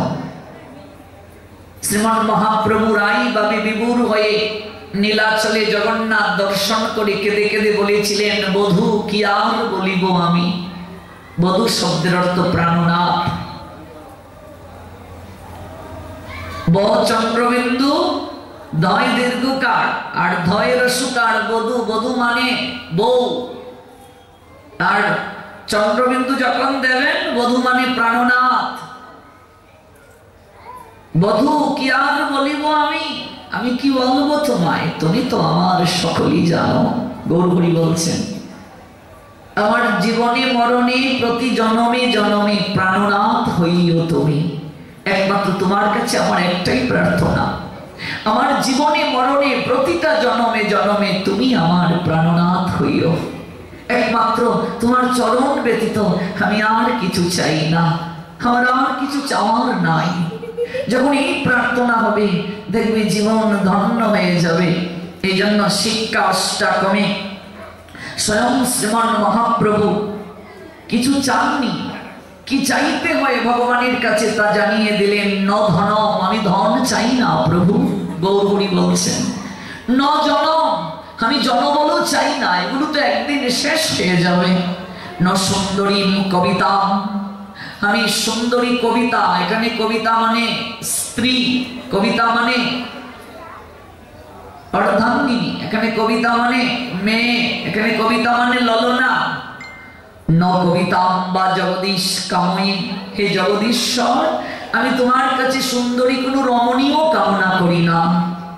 মম জন্মনি জন্মনীশ্বরে ভবতাৎ ভক্তির রহিত কিতই, হে জগদীশ্বর, হে প্রভু আমি প্রতিটা জন্মে জন্মে আমি একটাই তোমার কাছে প্রার্থনা করি, হে জগদীশ্বর মম জন্মনি জন্মনীশ্বরে ভবতাৎ ভক্তির অহৈত কিতই, তোমার রাতুল আতুল চরণে প্রতি জন্মে জন্মে যেন আমার অহৈত কি প্রেম আর ভক্তি আমি নিবেদন করতে পারি। তুমি কেবল আমাকে সেই কৃপা করো, আমি সেই ভিক্ষা চাই। মানত করা মানে ভগবানের সঙ্গে লেনদেন করা, মানত কোনোদিন করবে না। লবণ কিনতে গিয়েছ 1 কেজি, দোকানদার বলছে টাকা দাও, টাকা যদি না দিতে পারো লবণ দেবে, টাকা নেই লবণও নেই। মানত পূর্ণ হলো, গোবিন্দকে দিলাম, পূর্ণ হলো না, দিলাম না। এই জগৎ সংসারে তুমি ভগবানকে দেয়ার কে, কি আছে তোমার? ল্যাংটা হয়ে জগতে এসেছিলে, ল্যাংটা যাবে। লজ্জা নিবৃত্তির বস্ত্র আমরা নিয়ে আসি নাই। শুয়ের অগ্রভাগে যতটা মাটি ধরে ততটা মাটিও আমাদের নিয়ে যাওয়া সম্ভব নয়। তার সকল কিছু আমরা ভোগ করছি, ভগবানের প্রদত্ত সকল কিছু ভগবানকে দেব। এখানে লেনদেনের কি আছে? তোমার কি আছে? তুমি তাকে লোক দেখাও। কিছু মূর্খ লোক বড়াই করে বলে আমি ভগবানের জন্য 2% জায়গা দিয়েছি। আরে মূর্খ, তুই ভগবানকে জায়গা দেওয়ার কে রে? দান করছি আমরা, কিন্তু দান রাজসিক কোনো ক্রিয়া হচ্ছে না। ক্রিয়া হচ্ছে না। দান করলে তো কৃপা হবেই হবে, কেন হচ্ছে না? কারণ দান করছি আমরা অ্যানাউন্স করে। 10 কেজি বাতাসা নিয়ে এসেছে এক মা, নাতির ওজন 10 কেজি, তাই 10 কেজি বাতাসা নিয়ে এসেছে আমার পাঠে। আমারে বলতেছে আর কই না যে প্রভু ইতাছে কিতা আপনারে কইতাম, এগো আমার ফুয়া আমার ইতা কথা মানে না। ইতারে আমি কইলাম যে নাতির ওজন ধীরে ধীরে খালি বাড়ি যাইল, এরে তুই বাতাসাটা ওজন কইরা দেওয়ার কথা, এটা তুই আমার গর্জ দিলে না কেন রে? ও তো ওজন করিয়া দে কত হয়। তো নিক্তিতে বয়া দেখি নাতির ওজন হয়ে গেছে 10 কেজি। তার ইতা কিতা করাম, কিতা মাতিতাম, তাই আনরাম ওই 10 কেজি বাতাসা। আপনি একটু অ্যানাউন্স কইরা হইছেন বা ওই যে 10 কেজি বাতাসা নাতির ওজন অনুযায়ী আমি দিলাম। কিছু বুঝলেন? সিলেটি ভাষায় বললাম তো নাতির ওজন 10 কেজি। এবার ওজন যদি বেড়ে যায় বাতাসারও পরিমাণ বেড়ে যাবে, কারণ মানত করেছিল নাতির ওজন অনুযায়ী বাতাসা দেবে। তো 10 কেজি বাতাসা এনেছে, এবার মাইকে বলতে হবে। মাইকে যদি না বলা হয় তাহলে তার বাতাসা দেয়া হবে না। তার মানে এটা মানুষকে জানানো যে আমি 10 কেজি বাতাসা দিয়েছি। এই দান দ্বারা কোনো কৃপা লাভ হবে না। এই দান দক্ষিণার দ্বারা জগৎ জীবের কল্যাণ হবে না। আজকে মন্দিরে উঠা যায় না নেম প্লেটের জন্য, মন্দিরে উঠা যায় না। এমনকি দেখবে মন্দিরে সামনে নেম প্লেট গুলো লাগানো হয়, যারা টাকা দেয় ওরা বলে নেম প্লেট গুলো সামনে লাগাবে যেন মানুষের চোখে পড়ে। কই কোনো মসজিদে তো নেম প্লেটই নেই। ধার্মিক মুসলমানদের দিকে তাকান, কোন মসজিদে তো নেম প্লেটই নেই। মন্দিরে নেম প্লেট, আপনার বাবার নাম মনে করুন কৃষ্ণ সাহা মনে করুন, বা মনে করুন মাধব রায়। এবার এই নামটা কার? ভগবানের। আপনি মাধব রায় বলে একটা নেম প্লেট দিলেন, এই যে মাধব এটা ভগবানের নাম। মানুষ যে পা দিয়ে মারিয়ে মারিয়ে যাচ্ছে, নাম আর নামই তো অভিন্ন। তাহলে নামটা আর নামই অভিন্ন। এই যে পা দিয়ে মারিয়ে মারিয়ে যাচ্ছে, অপরাধ কার হচ্ছে? কার অপরাধ হচ্ছে? কোনো লাভ হচ্ছে না। আজকে সকল কিছু রাজসিক চলছে চারিদিকে। হ্যাঁ, শশাগড়া পৃথিবী দান করেছিলেন হরিশ্চন্দ্র, দক্ষিণা দিতে পারেননি বলে চণ্ডালের কার্য নিয়েছিলেন। স্ত্রী সভ্যা পতির ধর্ম রক্ষার্থে ব্রাহ্মণের গৃহে পরিচারিকা হয়েছিলেন। ওই শশাগড়া পৃথিবীর অধীশ্বর দাতা হরিশ্চন্দ্র দানির প্রভাবে সশরীরে রথে আরোহণ করে স্বর্গে যাচ্ছিলেন সবাইকে নিয়ে। নারদ সামনে এসে একটু পরীক্ষা করেছিলেন, হে রাজন, আপনি এমন কি সৎকার্য সম্পাদন করেছেন যার প্রভাবে আপনি সবাইকে নিয়ে স্বর্গে যাচ্ছেন? হরিশ্চন্দ্র বললেন, দেবর্ষি, ত্রিজগৎ সংসার আমার কীর্তি জানে, আপনি জানেন না। আমি দাতা হরিশ্চন্দ্র। কেবল এই কথাটা বলেছিলেন। শশাগড়া পৃথিবী আমি দান করে দিয়েছি। দক্ষিণা না দিলে যজ্ঞ নিষ্ফল হয়, তাই দক্ষিণার টাকা সংগ্রহের জন্য চণ্ডালের কার্য নিয়েছিলাম। তো আমি স্বর্গে যাব না তো কে যাবে? কথাটা বলার সঙ্গে সঙ্গে রথ থেমে গেল। উপরেও গেল না, নিচেও এলো না, থেমে গেল। ভাবুন, অনুভব করুন। দানের অহংকারের কারণে বলির সুতলে গমন হলো। সপ্ত পাতালের মাঝে একটা সুতল, ওই সুতলে বলির গমন হলো। বলি মহারাজ অহংকার করে বামনকে বলেছিলেন, ভগবান বামন রূপে এসে ত্রিপাদ ভূমি চেয়েছিলেন। বলি বললেন, আমি শশাগড়া পৃথিবীর অধীশ্বর। হে বটু, হে বামন, তুমি আমার কাছে 3টা চরণ রাখার জায়গা চাচ্ছ, তুমি আমাকে অপমান করলে। তোমার চরণের আয়তন কত? এই 3 চরণ রাখার ভূমি আমার কাছে চাইছো, তুমি আমায় অপমান করলে। বলো কি চাও তুমি? এই অহংকার করার কারণে তার সুতলে গমন হলো। আজকে একটা ডালের বস্তা দিলেও আমাদের মাইকে অ্যানাউন্স করা হয় অমুক বাবু ডালের বস্তা দিয়েছেন, মানে ভগবান কানে শোনেন না, তাই অ্যানাউন্স করতে হয়। এই যে সিলেটে একবার বন্যা হলো, আপনারা দেখেছেন, মারাত্মক বন্যা হলো। ওই বন্যার সময় ওরা গরিব নয়, পরিস্থিতির শিকার কিছু পরিবার, এগুলো তো আমাদের চোখে দেখা। শুকনো মুড়ি খেজুর বিতরণ করার জন্য এসেছে, কিন্তু 1 কেজি মুড়ি আনতে গেলে ছবি তুলতে হয়। বহু পরিবার লজ্জায় যায় না, ছবি তুলবে বলে। এই উত্তরবঙ্গে শীত বস্ত্র যখন দেয়া হয়, কম্বল যেভাবে রাজনৈতিক নেতৃবৃন্দ গিয়ে দান করে, মনে হয় চুর ধরেছে। কাকে কম্বল দিচ্ছে এটা বোঝা যায় না। ফটো সেশন এমন ভাবে করা হয়, আজকাল ফটো সেশনের যুগ চারিদিকে, অথচ প্রতিটা ধর্ম বলছে এক হাতে দান করলে আরেক হাত যেন না জানে, অথচ ফটো সেশন চলছে দানের নামে। ধর্ম ব্যতিরেকে মানুষ যে কার্য করছে, যার কারণে ওই দানের ক্রিয়া হচ্ছে না, মঙ্গল হচ্ছে না, কৃপা লাভ হচ্ছে না। আমাদের করোনার সময় একটা মাস্ক দিচ্ছে, তাও ছবি তুলে ফেসবুকে দিচ্ছি। আজকাল আমরা ভগবানের জন্য রান্না করে ভগবানকে ভোগ দেওয়ার আগে আমরা এটা ফেসবুকে আপলোড করে ফেলি। বাচ্চা মায়ের পেট থেকে বের হয়ে বর পায়নি, ফেসবুকে চলে গেছে, ডাউনলোড হয়ে গেছে বাচ্চা। কি অবস্থা চারিদিকে! এত অবক্ষয়, আমাদের নৈতিকতার অবক্ষয়। এমনকি প্রেগন্যান্ট মহিলা তার পেট দেখিয়ে ছবি ছাড়তেছে আর বলছে আমার লক্ষ্মী সোনা, কখন তুই বের হবে। এগুলো সভ্যতা নয়, এগুলো অসভ্যতা, এগুলো সনাতন শাস্ত্র স্বীকার করে না, এগুলো ভাগবত শাস্ত্র সমর্থন করে না, এগুলো ভাগবতের বিরোধী আচরণ, এগুলো ভাগবতের নৈতিক পরিপন্থী আচরণ। এই জন্য দান করলে পুণ্য হবে, সৎকর্ম করলে পুণ্য হবে। যে প্রসঙ্গ থেকে এত দূর গেলাম, এগুলোর দ্বারা পুণ্য অর্জন হয়, পুণ্যের দ্বারা মানুষ স্বর্গ পর্যন্ত যায়। অল্প বুদ্ধি সম্পন্ন ব্যক্তিরা বেদের পুষ্পিত বাক্যে আসক্ত হয়ে সর্বসুখ ভোগ, উচ্চ কুলে জন্ম, ক্ষমতা লাভ, সকাম কর্মকে জীবনের চরম উদ্দেশ্য বলে তারা মনে করে।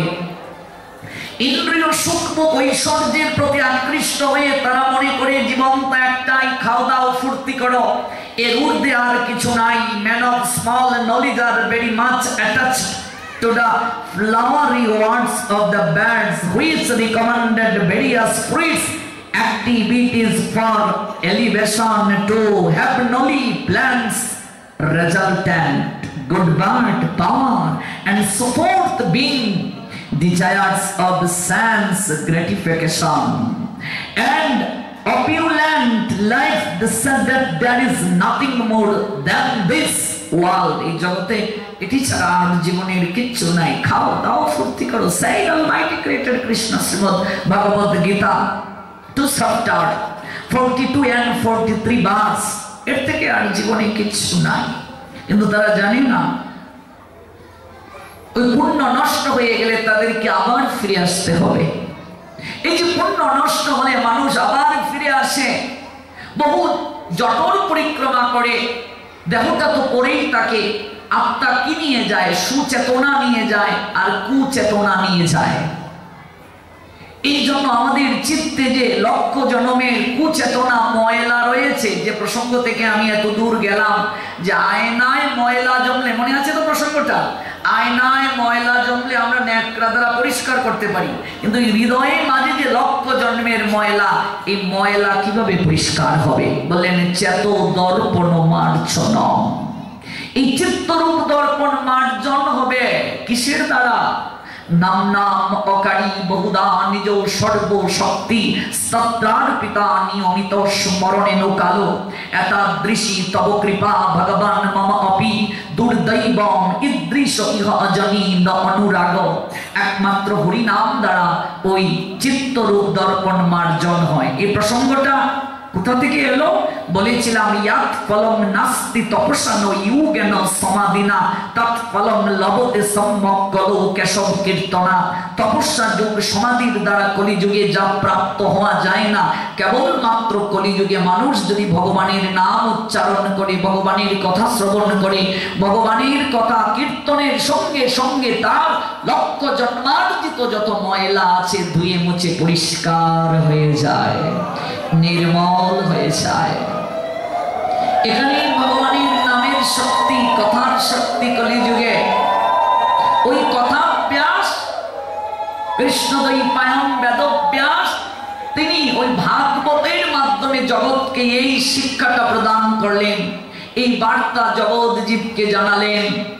ওই কৃষ্ণদ্বৈপায়ন বেদব্যাস তিনি কুমারী মায়ের ঘরে এলেন, অথচ আস্তে জগৎ গুরু হলেন, জগতের শিক্ষক। মায়ের কারণে সত্যকে স্বীকার করে নিয়েছিলেন তার মা।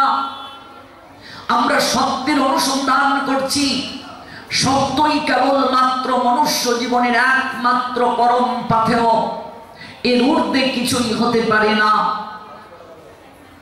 এই ব্যাসদেবের আমরা যখন চরিত কথা জানবো তখন আমরা উপলব্ধি করব অমল সত্য কেমন করে গৃহীত হয়েছিল তার মায়ের জীবনে। ওই ব্যাসদেবের মায়ের নাম মৎস্যগন্ধা। তিনি দিবরের কন্যা, দাসরাজ দিবরের কন্যা মৎস্যগন্ধা। মূলত তিনি ছিলেন স্বর্গের এক অপ্সরা। অভিসম্পাতের কারণে তাকে মর্তদামে আসতে হয়েছিল।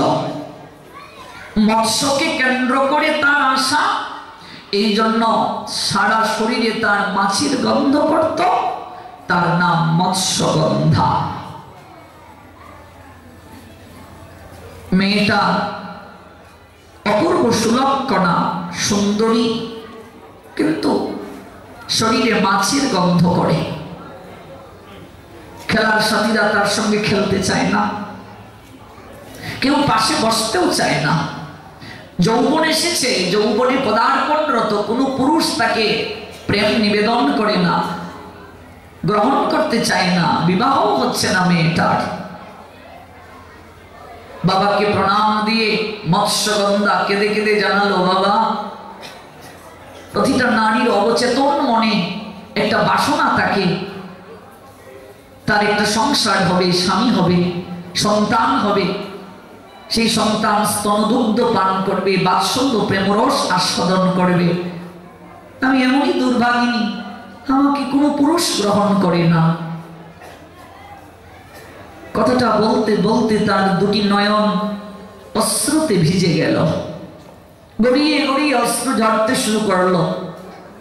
পিতা জড়িয়ে ধরে বলছেন, মারে, আমি তোর দুঃখটা বুঝি মা, কিন্তু আমি পিতা হিসেবে এর থেকে আর কি করতে পারি? মারে, তোকে একটা কথা বলি মা, আমি দিবর, আমি জেলেদের অধিকর্তা আমি। মারে, এত শাস্ত্র জ্ঞান আমার জানা নেই, তবে আমি মহতের মুখে শুনেছিলাম এই জগৎ সংসারে মানুষের সকল দুঃখ দুর্দশা সাধুর কৃপা দ্বারা দূর হয়ে যায় রে মা। যদি কোনো প্রকৃত সাধু কাউকে কৃপা করেন তার দুঃখ দূর হয়। সাধুগণ ভগবানের প্রাণ হয় রে মা।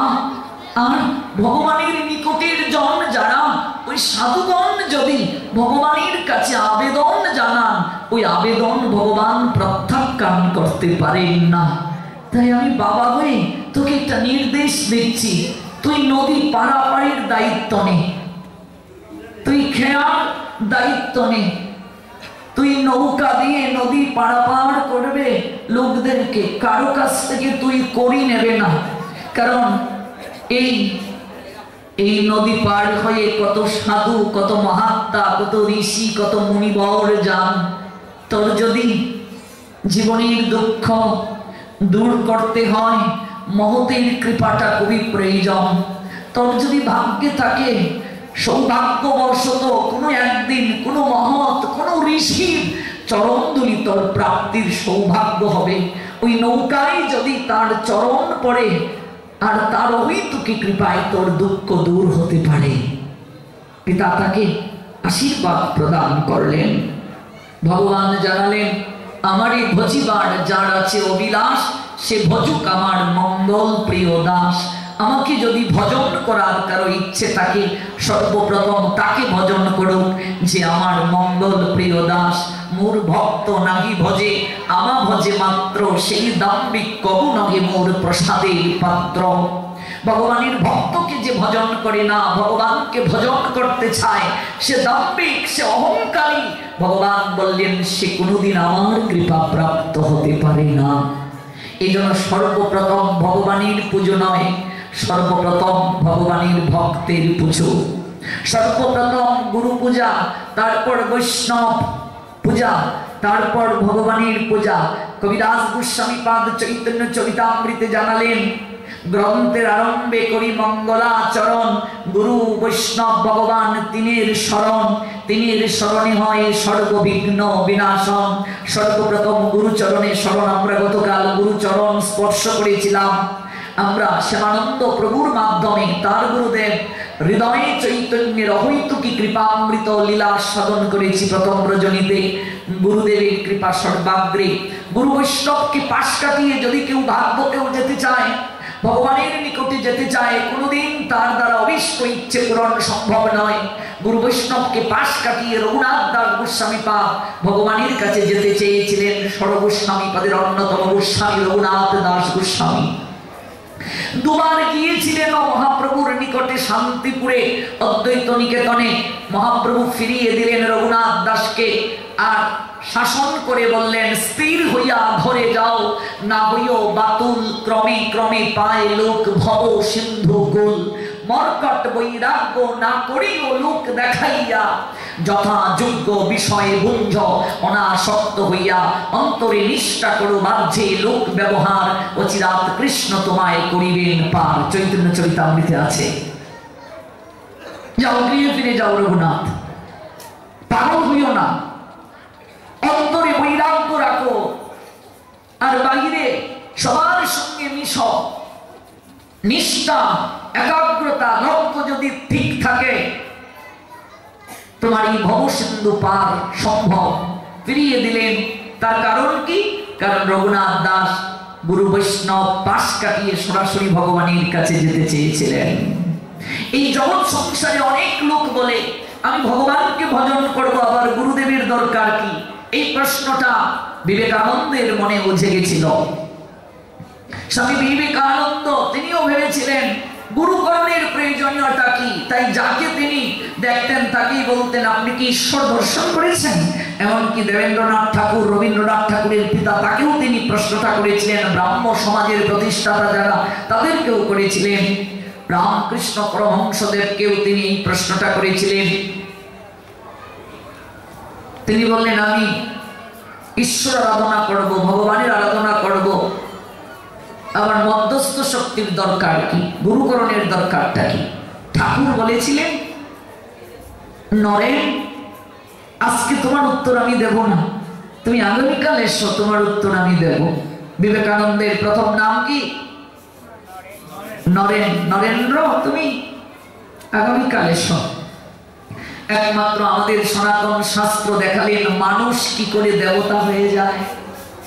মানুষ উপরে উঠে সাধনায়, ভগবান নেমে আসেন করুণায়, উভয়ের মিলন হয় প্রেম যমুনায়। মানুষ দেবতা হয়। প্রত্যেকটা মানুষের মাঝে দেবতা হওয়ার গুণ আছে। স্বর্গে যারা দেবতা, ওরা মানুষই ছিল, সাধনার গুণে দেবতা প্রাপ্ত হয়েছে। 4 লক্ষ মনুষ্য জন্মের মাঝে দেবকুলটাও আওতাভুক্ত। ফিরে এলেন বিবেকানন্দ পরদিন, তখনও তিনি বিবেকানন্দ হননি। সারা বিশ্ব যাকে জানে, সারা বিশ্ব যাকে প্রণাম দেয়, যে নবীন সন্ন্যাসী সনাতন ধর্মকে বিশ্বের দরবারে তুলে ধরেছিলেন। ভারতবর্ষের গেরুয়া বসন পরিহিত হয়ে সারা বিশ্বের কাছে শ্রীমদ্ ভগবত গীতাকে তিনি শ্রেষ্ঠ বলে প্রমাণ করেছিলেন। খ্রিস্টান পাদ্রী বলেছিলেন আপনার গ্রন্থ শ্রীমদ্ ভগবত গীতা সব গ্রন্থের নিচে রাখা হয়েছে। আমেরিকায় বলেছিলেন তাতে কি আপনি অপমান বোধ করছেন না? বিবেকানন্দ মৃদু হেসে বলেছিলেন আমার শ্রীমদ্ ভগবত গীতা গ্রন্থের উপরে সকল গ্রন্থ রাখা হয়েছে,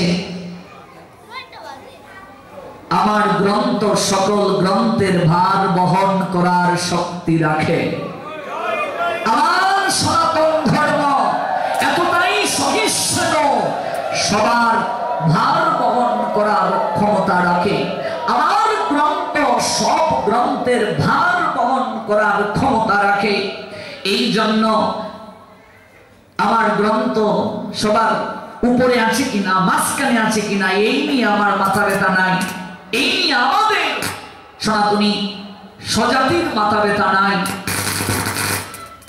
সাউন্ডটা দেখুন, সমস্যা হচ্ছে কোথায় কোথায় লস কানেকশন আছে। আমার গ্রন্থ সকল গ্রন্থের ভার বহন করতে পারে। সারা পৃথিবী দাঁড়িয়ে দাঁড়িয়ে দেখেছিল সেদিন বিবেকানন্দকে। ভারতের এক নবীন সন্ন্যাসী যার সারা শরীরে যৌবনের আভা ছিটকে পড়েছিল, তিনি দেখালেন সনাতন সত্তাকে, বেদান্তের দর্শনকে জগতের বুকে তুলে ধরেছিলেন। সেই বিবেকানন্দকে রামকৃষ্ণ পরমহংসদেব বলেছিলেন একটু অগ্নি নিয়ে আসো তো, আগুন নিয়ে আসো। আমি উত্তর দিচ্ছি তোমাকে, একটু আগুন নিয়ে আসো। বিবেকানন্দ একটা কাষ্টের মাঝে আগুন ধরিয়ে ঠাকুরের সামনে এসে দাঁড়ালেন। ঠাকুর বললেন আমি তোমাকে আগুন আনতে বলছি, কাষ্ঠ আনতে তো বলি নাই। বিবেকানন্দ বলে উঠলেন আমি আগুনটা আনবো কি করে কোনো মাধ্যম ছাড়া? ঠাকুর বললেন আগুন আনতে যদি মাধ্যমের প্রয়োজন হয়, যাকে তুমি জানো না, ছিল না, কোন পথ ধরে তার কাছে যেতে হয়, কোন ভাবনায় তাকে দেখে ভাবিত হতে হয়, কোন মন্ত্রে তাকে উপাসনা করতে হয়, তার কাছে মাধ্যম ছাড়া, তাকে যে চিনেছে জেনেছে এরকম পরিচিত জন ছাড়া কি করে তুমি তার কাছে যাবে? গৌর প্রেমানন্দে কি করে তুমি তাকে জানবে, কি করে তাকে তুমি বুঝবে? গুরুদেব হলেন ভগবানের প্রতিনিধি, গুরুদেব মধ্যস্থ শক্তি, কিন্তু শিষ্য গুরুদেবকে ভগবানের স্বরূপে দর্শন করবে, পুজো করবে, সম্মান করবে, সাক্ষাৎ হরিতেন সমস্ত শাস্ত্র। বিশ্বনাথ চক্রবর্তী ঠাকুর গুরু অষ্টকমে বলছেন রুক্তস্ততা ভাববত এব সদ্বি কিন্তু প্রভুর প্রিয় এব তস্য বন্ধে গুরু শ্রী চরণারবিন্দ। নিখিল শাস্ত্র এক বাক্যে গুরুকে ভগবানের স্বরূপ বলে বন্দনা করেছেন। চৈতন্য চরিতামৃতে শ্রী কৃষ্ণদাস কবিরাজ গোস্বামী পাদ বলছেন যদ্যপি আমার গুরু চৈতন্যের দাস তথাপি জানিও তারে তাহারই প্রকাশ। কিন্তু আজকাল অনেক মূর্খরা ভগবানের চিত্রপট ঠাকুরগড় থেকে সরিয়ে কেবল গুরুকে বসিয়ে রাখে, সপরিবার ভগবান, গুরুকে বাদ দিয়ে দেয়। জগৎগুরুকে বাদ দিয়ে জগৎগুরু বাদ, জগৎগুরু কৃষ্ণ বাদ।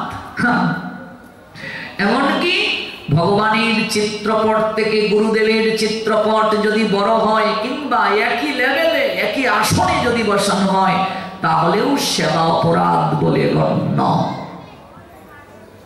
সেবা অপরাধ বলে গণ্য। সেবা করার আগে আমাকে জেনে নিতে হবে সেবা অপরাধ কি কি। হরিনাম করার পূর্বে আমাকে নাম অপরাধ সম্বন্ধে জানতে হবে। বৈষ্ণব সঙ্গ সাধু সঙ্গ করার আগে আমাকে জানতে হবে বৈষ্ণব অপরাধ কি কি। গান গাওয়ার আগে আমাকে সুর অপরাধ তাল অপরাধ সম্বন্ধে জানতে হবে। সেবা দেওয়ার পূর্বে সময় সম্পর্কে আমাকে একটা ধারণা রাখতে হবে। সেবা অপরাধ। আপনি যখন কোরআন শাস্ত্র পড়বেন, সেই পুরাণে দেখবেন 64 প্রকার সেবা অপরাধের কথা উল্লেখ আছে। তার মধ্যে একটা অপরাধ হলো জুতো পা দিয়ে মন্দিরে প্রবেশ করা। আমি অনুরোধ রাখছি, আগামীকাল থেকে সিঁড়ির নিচে সবাই জুতো রেখে প্রবেশ করবেন। যদিও টাইলস হয়নি, এরপর এটি মন্দির। মন্দির কি না? ভাগবত যজ্ঞ কি না?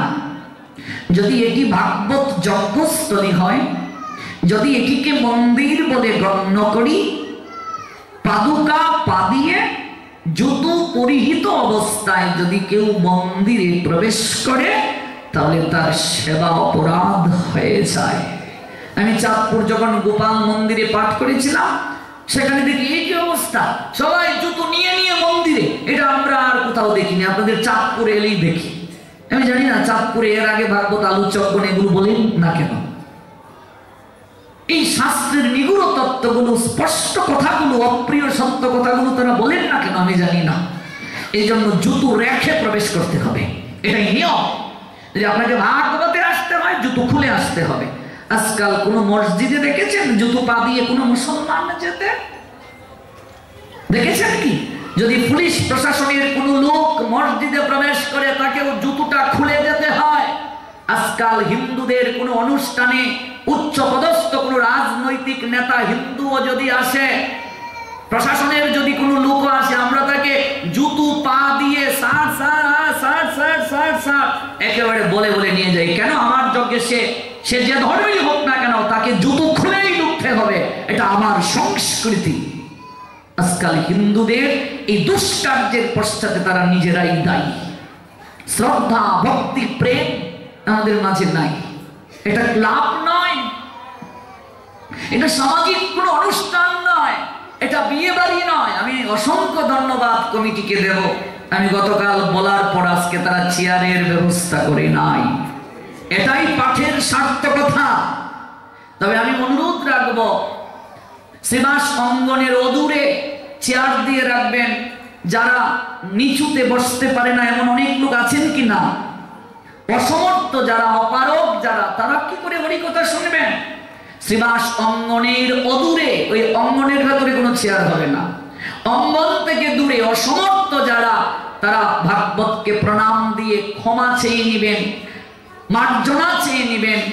মার্জনা চেয়ে তারা উঁচু আসনে বসবেন, অদূরে, কিন্তু আঙ্গিনার ভেতরে নয়, নতুবা আসন অপরাধ বলে গণ্য হবে। ওয়াজ মাহফিলে গিয়ে দেখবে হাজার হাজার ধার্মিক মুসলমানরা তাদের নির্ধারিত পোশাক পরে, মাথায় টুপি দেয়, কেমন করে বসে তারা শ্রবণ করছে। আমরা অধিকাংশ লোকেরা ভাগবতে এসে বসতে চাই না। কেন? বসার জায়গা থাকলেও আমরা বসতে চাই না। আমাদের মনোভাবটাই এমন হয়ে গেছে। আমাদের পিতামাতা, অভিভাবকরা এই সংস্কৃতি আমাদেরকে দেননি, এই শিক্ষাটা আমাদেরকে দেননি। আমরা ভাবি একটু দেখে আসি, একটু পাঠক কেমন দেখে আসি। না, বিষয়টা এমন নয়। আজকাল দুর্গা পূজায়, সরস্বতী পূজায় দেখবে ক্যাটস পা দিয়ে আমাদের বয়সী ছেলেরা। আর যে যত সিরা প্যান্ট করতে পারবে সে তত স্মার্ট, যে যত আঠা ময়দা মারতে পারবে সে তত স্মার্ট মেয়ে। তারপর হাঁটু গিরে আর মাকে প্রণাম দেওয়ার কি সময় আছে? মাকে আজকে আমরা, ভগবানকে আমরা এইভাবে প্রণাম দিই। অধিকাংশ সনাতনী হিন্দুরা এইভাবে প্রণাম দিচ্ছে, মন্দিরের পাশ দিয়ে যাচ্ছে আর এমন করছে। এটা প্রণাম নয়, এটা ভগবানকে বলছে দেখে নেব। ভগবানও বলছেন হ্যাঁ আমিও দেখে নেব। এক হাতে যদি কেউ প্রণাম দেয়, একদিন কেবল প্রণামের উপর আলোচনা আপনাদেরকে শোনাবো। প্রণাম কিভাবে দিতে হয়, প্রণাম দেওয়ার পদ্ধতি কি, এগুলো শাস্ত্রে আছে। আজকাল 99.5 জন সনাতনী হিন্দুর ছেলে মেয়ে ভগবানকে প্রণাম দিতে জানে না। শক্তি মন্দিরে আপনি যেভাবে প্রণাম দেবেন, বিষ্ণু মন্দিরে সেভাবে প্রণাম দিতে পারবেন না। লোকনাথ মন্দিরে গিয়ে সেভাবে প্রণাম দিতে পারবেন না। গুরুদেবকে, বৈষ্ণবকে প্রণাম দিতে পারবেন না। আজকাল বৌমারা শ্বশুর শাশুড়িকে ডিজিটাল প্রণাম দেওয়া শিখে ফেলেছে। হাঁটু গেড়ে এখন আর প্রণাম হয় না। সন্তানেরা বাপ মাকে আর হাঁটু গেড়ে প্রণাম দেয় না। আমি এক জায়গায় পাঠে গেলাম, ওই কমিটির সম্পাদক এসে পাঞ্জাবির পকেটে হাত ঢুকিয়ে বলছে, নমস্কার, কখন এলেন প্রভু? আমি আবার একটু স্পষ্টভাষী মানুষ, আমি বললাম আপনার হাত নেই নাকি? হাত থাকবে না কেন? হাত আছে বলে তো মনে হয় না। কতদিন যাবৎ সম্পাদক? বলছে 17 বছর। আমি বললাম শিখলেন কি? বৈষ্ণব দেখিয়া যে নানুয়ায় মুন্ড, সেই মুন্ড পড়ে গিয়া নরকের কুণ্ড। শুধু বৈষ্ণব নয়, গুরুজন দর্শন মাত্রই প্রণাম। তদ্বিদ্ধি প্রণিপাতেন পরিপ্রশ্নেন সেবয়া উপদেক্ষন্তি তে জ্ঞানম জ্ঞানীন তত্ত্বদর্শিনঃ। যদি হতে পারো নিচু তবে পাবে কিছু, নিচু না হলে কিছু পাওয়া যায় না। আজকাল আমরা মাথা নত করতে চাই না। ভগবানের চরণে মাথা নোয়াবো না তো কার চরণে মাথা নোয়াবো? পিতামাতার চরণে মাথা নোয়াবো না তো কার চরণে মাথা নোয়াবো? পিতামাতাই তো সাক্ষাৎ ভগবান সন্তানের কাছে। পিতামাতা তো প্রাথমিক শিক্ষা গুরু, শ্বশুর শাশুড়ি গুরুতুল্য, তার চরণে মাথা ঠেকাবো না তো কার চরণে মাথা ঠেকাবো? আজকাল শিক্ষকদের চরণে সন্তান, স্টুডেন্ট যারা মাথা ঠেকায় না, স্টুডেন্ট তো সন্তান। এখনো আমি আমার প্রাথমিক বিদ্যালয়ের, উচ্চ বিদ্যালয়ের শিক্ষকদের পেলে হাঁটু গেড়ে মাটিতে পড়ে প্রণাম দেই। এই শিক্ষাটা আমার পরিবার থেকে আমি পেয়েছি। একটা শিশুর প্রাথমিক শিক্ষা কেন্দ্র তার পরিবার। এই জন্য প্রণাম দিয়ে বসতে হয়, যাওয়ার সময় প্রণাম দিয়ে যেতে হয়। আমরা প্রণামের উপরেই একদিন 2.5 ঘন্টা শ্রবণ করব। আজকে এদিকে যাচ্ছি না। এই জন্য আগামীকাল সিঁড়ির নিচে জুতো রেখে আমরা প্রবেশ করব। মন্দিরে জুতো পরে আমরা আসবো না। আগে ভাগবতের পরিবেশ তৈরি করতে হবে, তারপর ভাগবত। আগে পরিবেশটা তৈরি না করলে তো ভাগবত হবে না। আমরা হরিনাম শুনছি, অপরাধ করছি, ভাগবতে যাচ্ছি, অপরাধও করছি। এক ধনাঢ্য ব্যক্তি সে কি করলো? ওই যে বললাম না অপরাধের কথা, মদ খেতে খেতে একেবারে এমন ভাবে শরীরটা ক্ষতি সাধিত করলো, মৃত্যুর মুখে একেবারে যায়। গতকাল গল্পটা বলেছিলাম, মনে আছে তো? না বলি? এবার ধনাঢ্য ব্যক্তি মদ খেতে খেতে এমন একটা অবস্থায় চলে গেল, ডাক্তার বাবুর কাছে গেল। ডাক্তার বাবু বলছে, তোমার যে পরিণতি, তুমি মদ খেয়ে নেশা করে নিজেকে যে জায়গায় নিয়ে গিয়েছ, বাঁচার আর কোনো উপায় নাই। ডাক্তার বাবু, ও ডাক্তার বাবু, একটা ব্যবস্থা, আমি উন্নত চিকিৎসার জন্য অন্য কোথাও কি যাব? আমার টেস্টগুলো কি দেখাচ্ছে ডাক্তারবাবু? ডাক্তারবাবু বলেন, উতলা হইও না, আমি 3 মাসের প্রেসক্রিপশন করে দিচ্ছি, ঔষধগুলো ঠিকভাবে সেবন করবে। আর শোনো, একদম আর নেশা করা যাবে না। কাঁচা ফলমূল খাবে, টাটকা শাকসবজি খাবে, দুধ খাবে, ঘুমানোর আগে প্রতিদিন গরম দুধ 1 গ্লাস খাবে। 3 মাস পর আমার সঙ্গে এসে সাক্ষাৎ করবে। 3 মাস বহু কষ্টে কুঅভ্যাস ছেড়ে ট্রিটমেন্ট গ্রহণ করে রোগী আগের থেকে অনেক ভালো। ডাক্তার বাবুর সঙ্গে পুনরায় সাক্ষাৎ করতে গেল। ডাক্তার বাবু বলছেন, কি ব্যাপার, তোমার অবস্থা কেমন? আগের থেকে কি তুমি ভালো আছো? ডাক্তার বাবু, আপনার আশীর্বাদে, ভগবানের কৃপায় আমি আগের থেকে অনেক ভালো। আমি আর মদ খাই না ডাক্তারবাবু। খুব ভালো, খুব ভালো ডাক্তারবাবু। আমি টাটকা শাকসবজি ফলমূল খাচ্ছি, 3 মাস ঔষধ সেবন করছি, আগের থেকে অনেক ভালো। আর আপনি বলেছিলেন ঘুমানোর আগে 1 গ্লাস গরম দুধ খেতে, সেটাও খাচ্ছি। ডাক্তারবাবু, একটা আর্জি ছিল। বলো কি? কি বলতেছ বলো। ডাক্তারবাবু, আমি প্রতিদিন যে 1 গ্লাস গরম দুধ ঘুমানোর আগে খাই, ওই 1 গ্লাস গরম দুধের সঙ্গে কি 1 চামচ মদ মিশিয়ে খেতে পারবো? বেশি নয়, 1 চামচ মদ। যে ঘুমানোর আগে যে 1 গ্লাস গরম দুধ খাই, এর সঙ্গে কি 1 চামচ মদ? ডাক্তারবাবু বলেন, হতচ্ছাড়া, কদিন আগে জম দুধ টেনেছিল একদিকে, আমি টেনেছি একদিকে। টানতে টানতে জমের দুয়ার থেকে তাকে নিয়ে এলাম। হতচ্ছাড়া কোথাকার, তোর মতো রোগী আমার দরকার নাই, দেখো, হয় দুধ খা নইলে মদ খা। আমরা দুধও খাচ্ছি, মদও খাচ্ছি, কীর্তনেও যাব, হরিনাম শুনতেও যাব, ভাগবত শুনতেও যাব। এগুলো হলো দুধ, নামামৃত, প্রেমামৃত। এগুলো আমি বানিয়ে বলছি না, শ্লোকটা শুনুন। সর্ব উপনিষদ গাব দুগ্ধা গোপাল নন্দন পার্থ বৎস সুধীর ভোক্তা দুগ্ধং গীতা অমৃতং মহৎ। আছে কি নেই?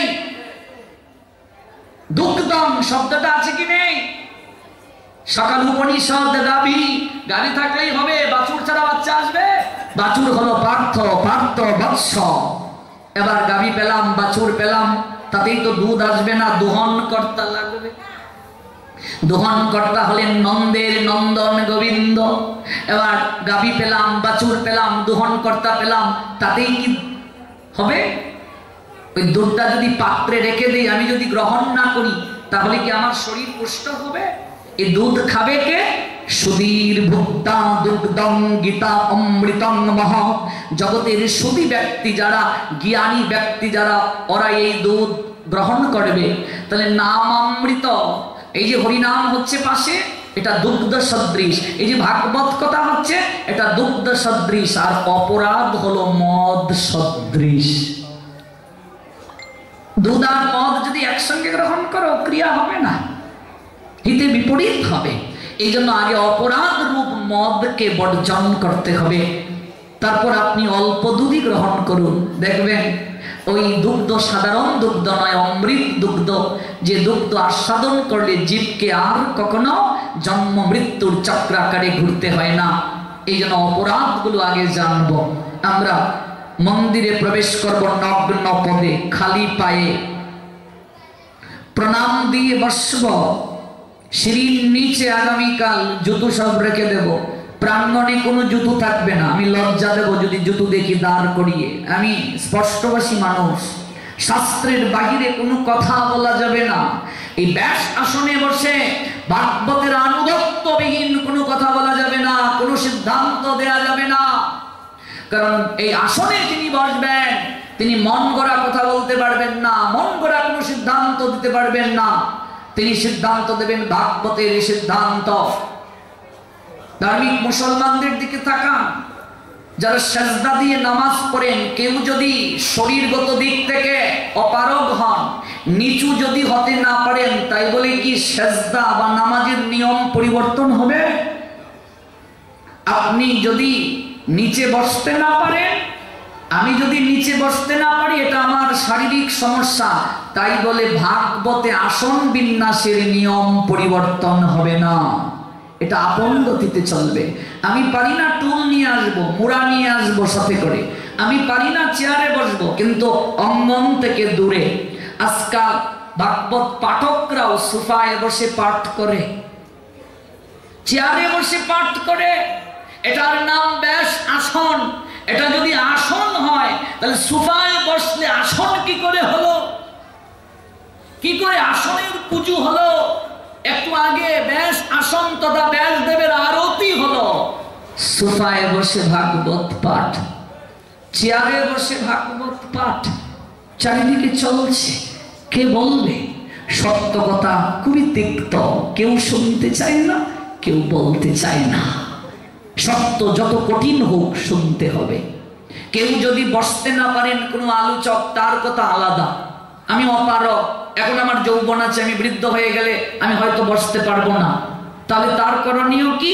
তিনি ক্ষমা চেয়ে নিবেন শ্রোতার কাছে, ক্ষমা চেয়ে নিবেন ভাগবতের কাছে, ক্ষমা চেয়ে নিবেন ব্যাসদেবের কাছে, ক্ষমা চেয়ে নেবেন সুখদেব গোস্বামীপাদের কাছে।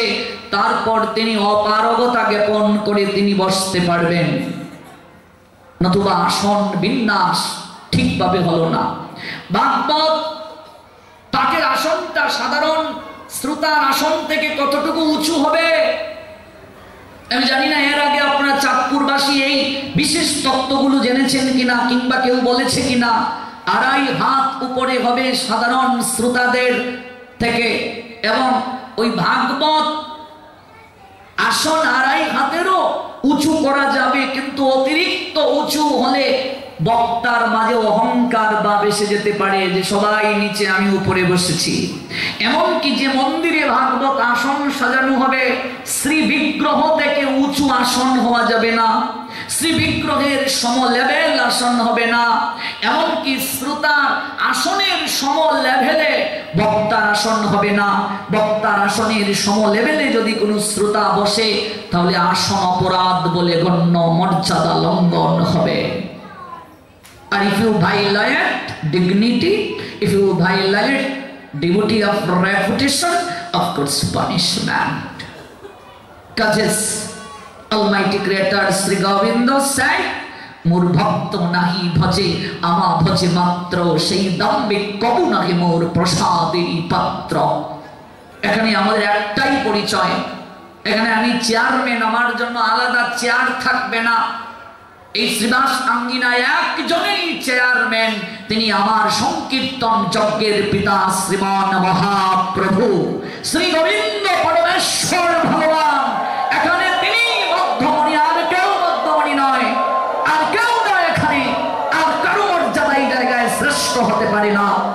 এই জায়গায় একমাত্র মর্যাদার অধিকারী আমার পরমেশ্বর ভগবান শ্রী গোবিন্দ। আমরা তার দাস, আমরা তার সেবক। জীব কৃষ্ণের নিত্য দাস, এই কথা যখনই ভুলিল, মায়ার সংসার তারে ঝাপটিয়া ধরিল। যেদিন থেকে মনুষ্য জীব ভুলে গেল আমি গোবিন্দ দাস, আমি গোবিন্দের চাকর, আমি গোবিন্দের বৃদ্ধ, আমি গোবিন্দের কিঙ্কর, আমি গোবিন্দের গোলাম, যেদিন থেকে সে ভুলে গেল সেই দিন থেকে মায়া তাকে গ্রাস করলো। সেদিন থেকে সে আমার আমার আমার আমার করতে শুরু করলো, আমিত্বের হাজারিতে নিমগ্ন হয়ে গেল। জীব কৃষ্ণের নিত্য দাস, এই কথা যখনই ভুলিল মায়ার সংসার তারে চাপিয়া ধরিল। তো এই তত্ত্ব কখন জানবো? সাধু কৃপায়। কোথায়? সাধু সঙ্গে। সাধু সঙ্গ কাকে বলে? সাধু, সাধুর গুণ হলো 10টি। মনুসংহিতা বললেন তার মধ্যে সর্বপ্রথম যোগ্যতা হলো ধৃতি। ধৃতি মানে ধৈর্য। সাধু সয়াকার ধৈর্য সুকার। সাধু স দ্বারা সমুদ্রকে বোঝানো হয়েছে, সয়াকার সা, আ দ্বারা আবর্জনা, ধু ধু দ্বারা ধুয়ে ফেলা। সাধু হলেন সমুদ্র সদৃশ, তার নিকটে গেলে হৃদয়ের আবর্জনা ধুয়ে মুছে পরিষ্কার হয়ে যায়। সঙ্গ, আমরা কোথায় আছি, কোথায় যেতে চাই, এই দুটো শব্দের মধ্যে যে সেতু বন্ধন সৃষ্টি করে তা হলো সঙ্গ। ওই সাধু সঙ্গ নিত্য আনন্দ নিকেতন।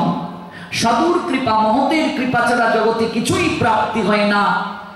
হে মৎস্যগন্ধা, হে মা, আমি তোমার বাবা হয়ে তোমাকে অনুমতি দিলাম, তুমি নদী আপার অপার পারাপার করার দায়িত্ব নাও, কারো কাছ থেকে করি নেবে না। আমার বিশ্বাস কোনো একদিন কোনো মহতের কৃপা তোমার জীবনে হবে, কোন সাধুর কৃপা তুমি প্রাপ্ত হবে, তোমার মনের দুঃখ দূর হবে। মৎস্যগন্ধা সেদিন থেকে যমুনা পারাপার শুরু করলেন। খেয়াঘাটে তিনি হাতে বইটা নিয়ে নৌকা চালনা করছেন। প্রতিদিন কত লোক সেই নৌকায় উঠে নদী পার হয়ে যায়, কারো কাছ থেকে করি নেন না। হৃদয়ের মাঝে একটাই আকাঙ্ক্ষা, চাতক পাখির নিয়ে প্রতিজ্ঞা। চাতক পাখির বৈশিষ্ট্য কি?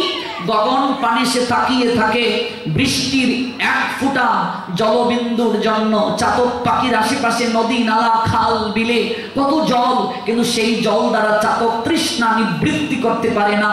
চাতক গগন পানে তাকিয়ে থাকে কবে বৃষ্টির বাড়ি দ্বারা নামবে, সেই বৃষ্টির জলবিন্দু দ্বারা সে তার তৃষ্ণা নিবারণ করবে। ওই চাতকের নিয়ে অপেক্ষা করে, আর ভগবানের কাছে মেয়েটা প্রার্থনা জানায়, প্রভু কবে কবে তুমি তোমার প্রতিনিধিকে পাঠাবে, কবে সাধুর কৃপা পাবো, কবে সাধুর চরণ ধুলি আমার জীবনে প্রাপ্তি হবে। যদি তরিতে বাসনা থাকে ধরো রে মন সাধুর সঙ্গ, কবে আমার সেই প্রাপ্তি হবে জীবনে, কবে সেই কৃপা হবে, কবে মহতের চরণ ধুলায় অভিষিক্ত হতে পারবো।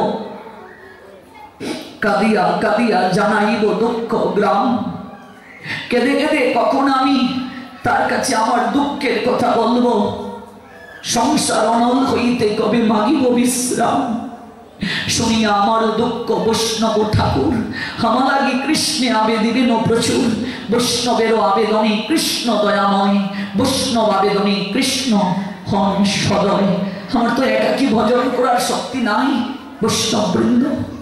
আমি তো পতিত, আমি তো পামর, শ্রদ্ধাহীন, ভক্তিহীন, জ্ঞানহীন, বৈরাগ্যহীন, বিষয় বাসনায় প্রমত্ত। আমি পা থেকে মাথা পর্যন্ত কামনার আহাজারি, কামনার আর্তনাদ আমার চিত্তে বারবার আমাকে মাতোয়ারা করে তোলে।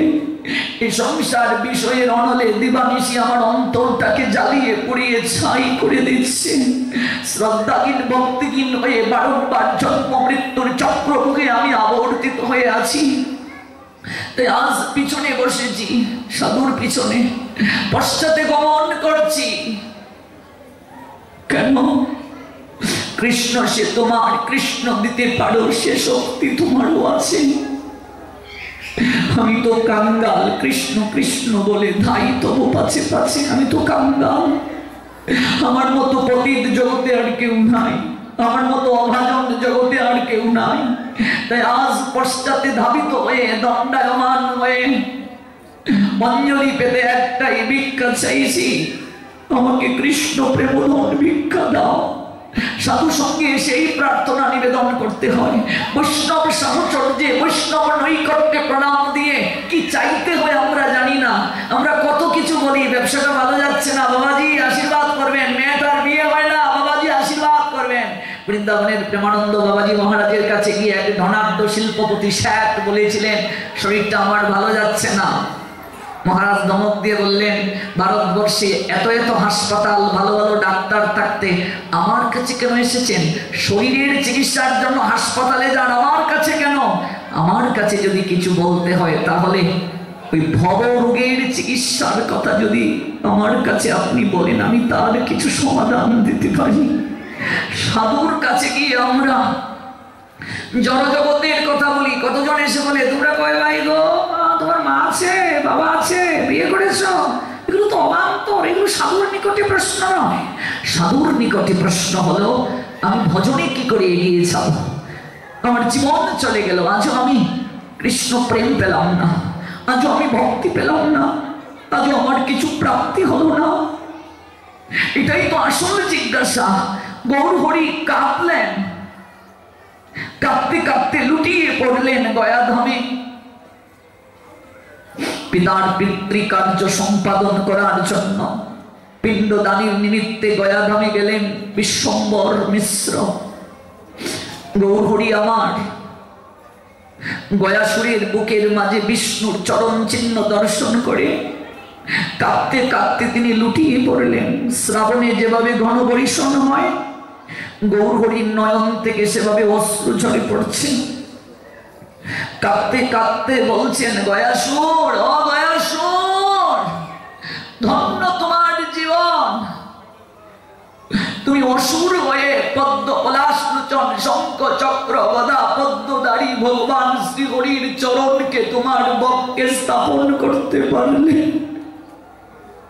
ওই দুটো আতুল আতুল চরণ তুমি তোমার দুহস্তে তোমার বক্ষের মাঝে তুমি স্থাপন করতে পারলে। গয়াসুর, আমার যে জীবনে কিচ্ছু প্রাপ্তি হলো না, আচারি পিচারি গে নদিয়ার পূর্ণ ইন্দু নবদ্বীপ চন্দ্র গৌরাঙ্গ সুন্দর সর্প যেমন বিষের ভারে নত হয়ে, বিষাক্ত সর্প যেমন এমন করে তিনি গড়িয়ে গড়িয়ে সর্পিল আকারে অষ্ট সাত্ত্বিক বিকারে বিকারিত হয়ে কাঁদতে কাঁদতে বলেছিলেন, আর মস্তকে আঘাত করে বক্ষে আঘাত করে বলেছিলেন, হে বিধি, আমি কেন অসুর হলাম না? আমি যদি গয়াসুরের ন্যায় ভাগ্য নিয়ে জন্ম নিতাম, ব্রহ্মা আদি দেবতার দুর্লভ ভগবানের চরণ আমার জীবনে বক্ষে স্থাপন করার সৌভাগ্য হতো। আমি কেন অসুর হয়ে জন্ম নিলাম না? কাঁদতে কাঁদতে প্রেমের ঠাকুর গৌর সুন্দর লুটিয়ে পড়েছিলেন গয়াধামে। হা গয়াসুর, আমায় কৃপা করো, হা গয়াসুর, আমায় কৃপা জীবন, তুমি অসুর হয়ে প্রভুর চরণ পেলে। এমন করে কাঁদছেন, দূর থেকে ঈশ্বর কুড়িপাত দেখছেন। আহা, কে গো, কে? কাঁচা সোনার মতো গায়ের বরণ গো, মনে হচ্ছে যেন কুটি চন্দ্রের মিলন মেলা ঘটেছে গো। এমন করে কেউ ভগবানের নামে কাঁদে? হরি হরি বলে এমন করে কেউ কাঁদে? আপনি হয়ে হরি কেন বলো হরি, হরি হরি বলে কেন কাঁদো? কানাই কি অভাবে কার ভাবে ভাই? ব্রজ ছেড়ে এলে মধুর বৃন্দাবন ত্যায্য করে দেশান্তরী হলে, নিজে না কাঁদলে জগৎ কাঁদবে না, নিজে না নাচলে জগৎ নাচবে না, নিজে ভূমিতে গড়াগড়ি না দিলে জগৎ গড়াগড়ি দেবে না। তাই আজ গৌর সুন্দর নবদ্বীপ চন্দ্র নয়নের জলে বক্ষ বাসিয়ে কৃষ্ণ কৃষ্ণ বলে, হরি হরি বলে কাঁদতে কাঁদতে জগৎকে বললেন, ওরে সংসারী মনুষ্য জীব, কলিহত জীব, তোমাদের বুদ্ধি কম, আয়ু কম, শ্রবণ শক্তি কম, সাধনার শক্তি কম। কতটা ডাকবে ভগবানকে, ডাকার কতটা শক্তি আছে? কিনকণ্ঠের আওয়াজ গোলক বিহারীর কর্ণে কতটা গোচরিত হবে?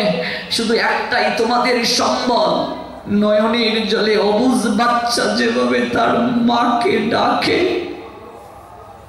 ও মা আমি কোলে উঠব। মা তখন খেলনা দিয়ে বলেন, বাবা নে খেলা কর, আমার হাতে অনেক কাজ পড়ে আছে, কাজটা সেরে নি বাবা, তারপর আমি তোকে কোলে তুলে নেব।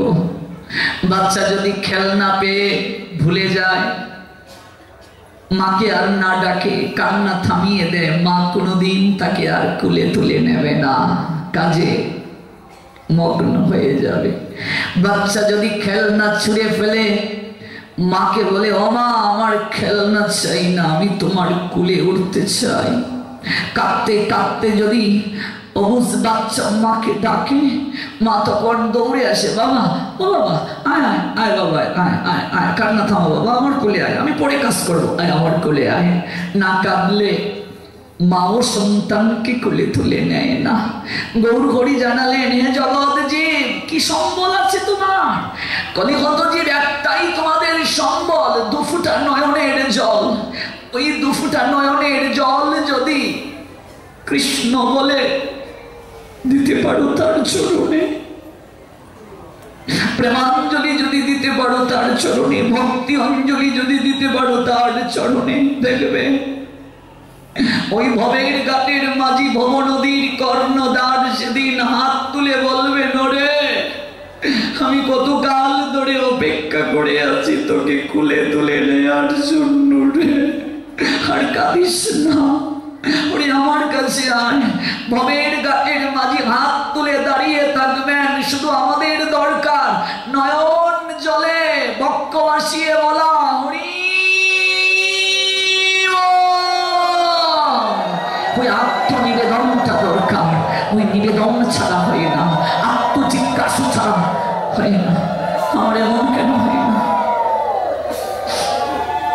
আমার হৃদয় কেন্দ্রীভূত হয় না? গোবিন্দের নামে, গোবিন্দের বাঁশির সুরে বৃন্দাবনে গেলে দেখবে চরণ পাহাড় নামে একটা পাহাড় আছে, শিলা পর্যন্ত সেখানে গলে গিয়েছিল, ভূবৎসের চরণের ছাপ আছে, গোবিন্দের চরণ চিহ্ন আছে। যার বাঁশির সুরে, যার নামের ধ্বনিতে পাথর গলে যেতে পারে, সেই নাম, সেই কথায় আমার হৃদয় কেন গলে না? আমার নয়নে কেন অশ্রু আসে না? কারণ আমার মন পাথর থেকেও শক্ত হয়ে গেছে। লক্ষ জন্মের ময়লা জমতে জমতে আমার মন পাথর থেকেও শক্ত হয়ে গেছে। এজন্য মহাজন বলছেন, আমি মনকে যদি বৈরাগী বানাইতে পারতাম, হলো মনে যদি বৈরাগী হইত,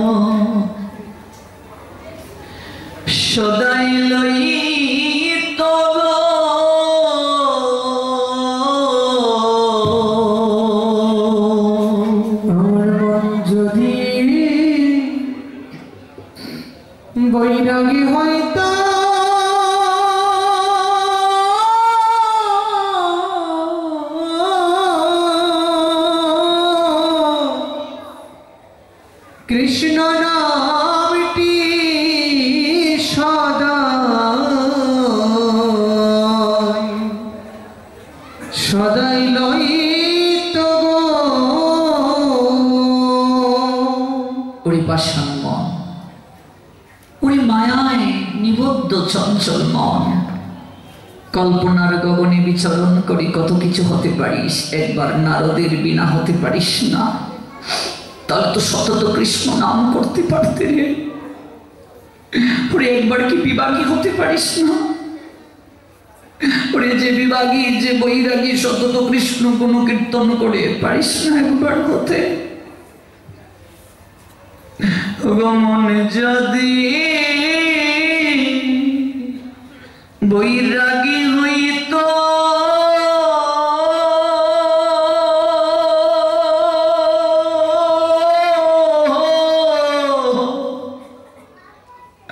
কৃষ্ণ নামটি সদা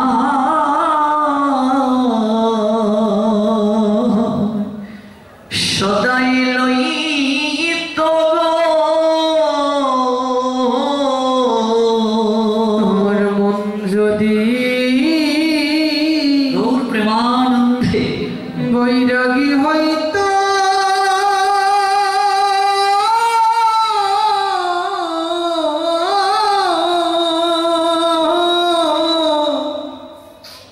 কৃষ্ণ নামটি সদা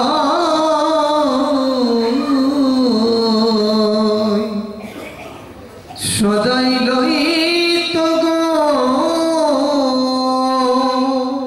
আমার কুফতে মন চলে সদা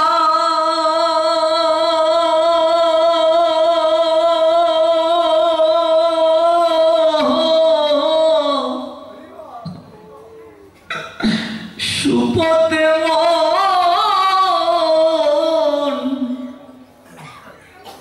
চলে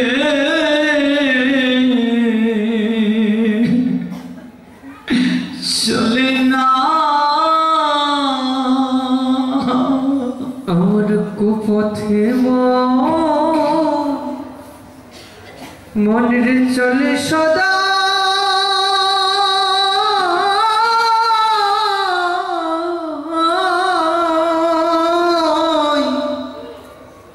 সুপথে চলে না এমন মধু মাখা কৃষ্ণ নামে আমার মন তো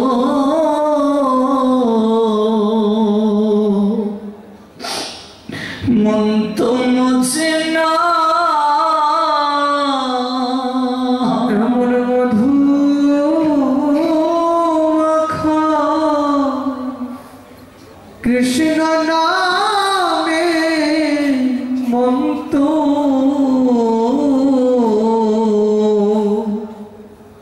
আর প্রশ্ন মন তো মজে না। তুই এত কিছু হতে পারিস, কল্পনার গগনে উড়ে কত চিন্তন করতে পারিস। একবার নারদের বিনা হতে পারিস না? যদি বিনা হয়ে নারদের হস্তে সুবিত হতে, তুই দেবানিশি নারায়ণ নারায়ণ নারায়ণ বলে গুণ কীর্তন করতে রে। তুই একবার বিভাগী হতে পারিস না? ওই বিভাগী নগরে নগরে দাঁড়ে দাঁড়ে গিয়ে বলে রাধে রাধে হরিবল, মা ঘরে কেউ আছো? এক মুষ্টি ভিক্ষা দাও। বিভাগীর একটাই বদনে কেবল হরি নাম, কেবল কৃষ্ণ নাম।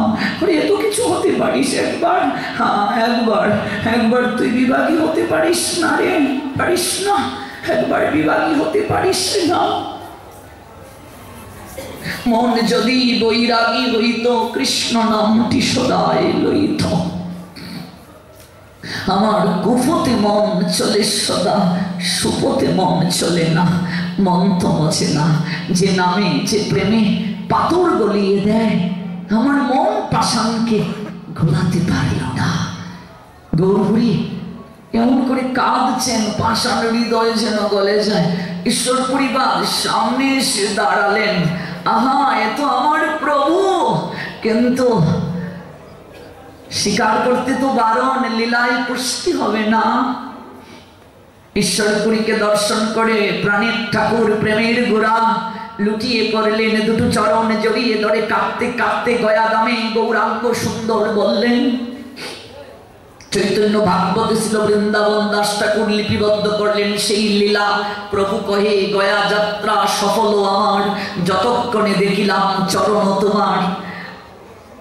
আপনার মতো পরম বৈষ্ণবের চরণ দর্শনের কারণে আমার গয়ায় আসা, তীর্থে আসা ধন্য হলো। মারে, আমরা তীর্থে যাই পবিত্র হতে, আর তীর্থ অপেক্ষা করে শুদ্ধ বিশুদ্ধ বৈষ্ণবের চরণ ধুলি প্রাপ্তির জন্য। এই জন্য বৈষ্ণব দর্শন মাত্রই কোটি গঙ্গা স্নানের ফল হয়, দর্শন দ্বারাই পবিত্রতা হয়। অতএব তীর্থ নহে তোমারও সমান, তীর্থেরও পরম তুমি মঙ্গল বিধান। একজন সাধু, প্রকৃত সাধু তীর্থ থেকেও পবিত্র, তীর্থ থেকেও শ্রেষ্ঠ। মহাপ্রভু বললেন, অতএব তীর্থ নহে তোমারও সমান, তীর্থেরও পরম তুমি মঙ্গল বিধান। চরণ দুটো জড়িয়ে ধরে গলবস্ত্রটা পেতে প্রেমের ঠাকুর গুড়া গয়া দামে সেদিন কাঁদতে কাঁদতে ঈশ্বরপুরী পাদের চরণে ভিক্ষা চেয়েছিলেন। হে বৈষ্ণব ঠাকুর, আমি বড় কাঙ্গাল,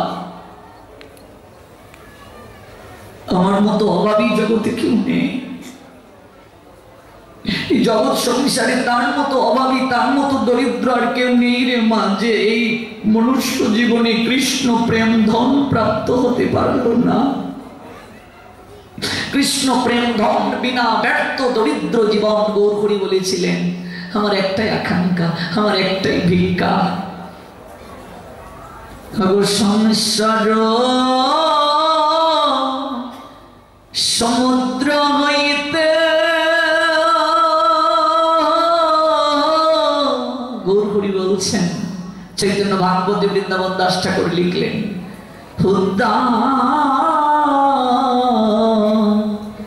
উদ্ধার হমরে এই আমি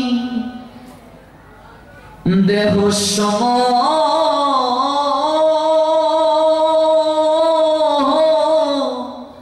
সমর পিলাম তোমারে, কৃষ্ণ পাদ পদ্মের অমৃত রসপান আমারে করাও তুমি এই চাহিদা। আমার একটাই ভিক্ষা, একটাই প্রার্থনা, আমার একটু কৃষ্ণ প্রেম, একটু কৃষ্ণ প্রেম রস, একটু প্রেম পীযুষ আমাকে আস্বাদন করিয়ে দিন। দুটো চরণে জড়িয়ে ধরে কাঁদতে কাঁদতে ঈশ্বরপুরী পাদকে প্রার্থনা করেছিলেন। কৃপা হলো, ভগবান দেখালেন, নিজে আচরণ করে। সাধু কৃপা ছাড়া হয় না, গুরু কৃপা ছাড়া হয় না। গয়া থেকে ফিরে পণ্ডিত বিশ্বম্বর নিমাই বদলে গেল। বিষ্ণুপ্রিয়া বলছে, কে গো? এ আমার প্রাণনাথ গৌরহরি নয়। কে গো? সচিমা বলছেন, এ আমার নিমাই হতে পারে না। আরে তুই কে? এ আমার নিমাই হতে পারে না, এ আমার নিমাই হতে পারে না। ওরে, আমার 9টা কন্যা জন্ম হয়ে দেহ রেখেছে, আমি মা ডাক শুনতে পারিনি রে নিমাই। ওরে, আমি পণ্ডিতের মেয়ে, আমি শাস্ত্র জ্ঞান তোর সঙ্গে আলোচনা করতে চাই না। আমি দুঃখিনী মা, আমি সন্তান হারা এক অভাগিনী রে। যার জীবনে সন্তান হারিয়ে যায়, সেই মা জানে সন্তান হারানোর বেদনা কত কষ্ট। ওরে, আমি 9টা কন্যাকে হারিয়ে আমি মা ডাক শোনার জন্য ব্যাকুল ছিলাম রে। বিশ্বরূপ আমার কুল আলো করে যখন এলো জগতে, আমি প্রথম মা ডাক শুনে তৃপ্ত হলাম। তুই আমার কুল আলো করে এলে, জগতের লোক তোকে বলে কুটি চন্দ্রের মিলন নাকি আমার কুটিরে হলো। তোর দাদা আমায় রেখে সন্ন্যাস নিয়ে চলে গেল। ওরে নিমাই, তোর পিতা আমাকে রেখে স্বধামে চলে গেল। ওরে, আমি সেই নিমাইকে চাই যে নিমাই মায়ের মমতার আঁচলের নিচে থাকবে। ওরে, কোন ওরে গয়াদাম থেকে যে নিমাই এলো, এই নিমাইকে আমি চিনি না, আমি আমার আগের নিমাইকে ফিরে পেতে চাই। কথা বলেন না, নিমাই নিরুত্তর নিশ্চুপ কাঁদে, কাঁদতে কাঁদতে লুটিয়ে পড়ে, আর বদন ভরে দুটো বাহু তুলে নয়নের জলে বলে, হরি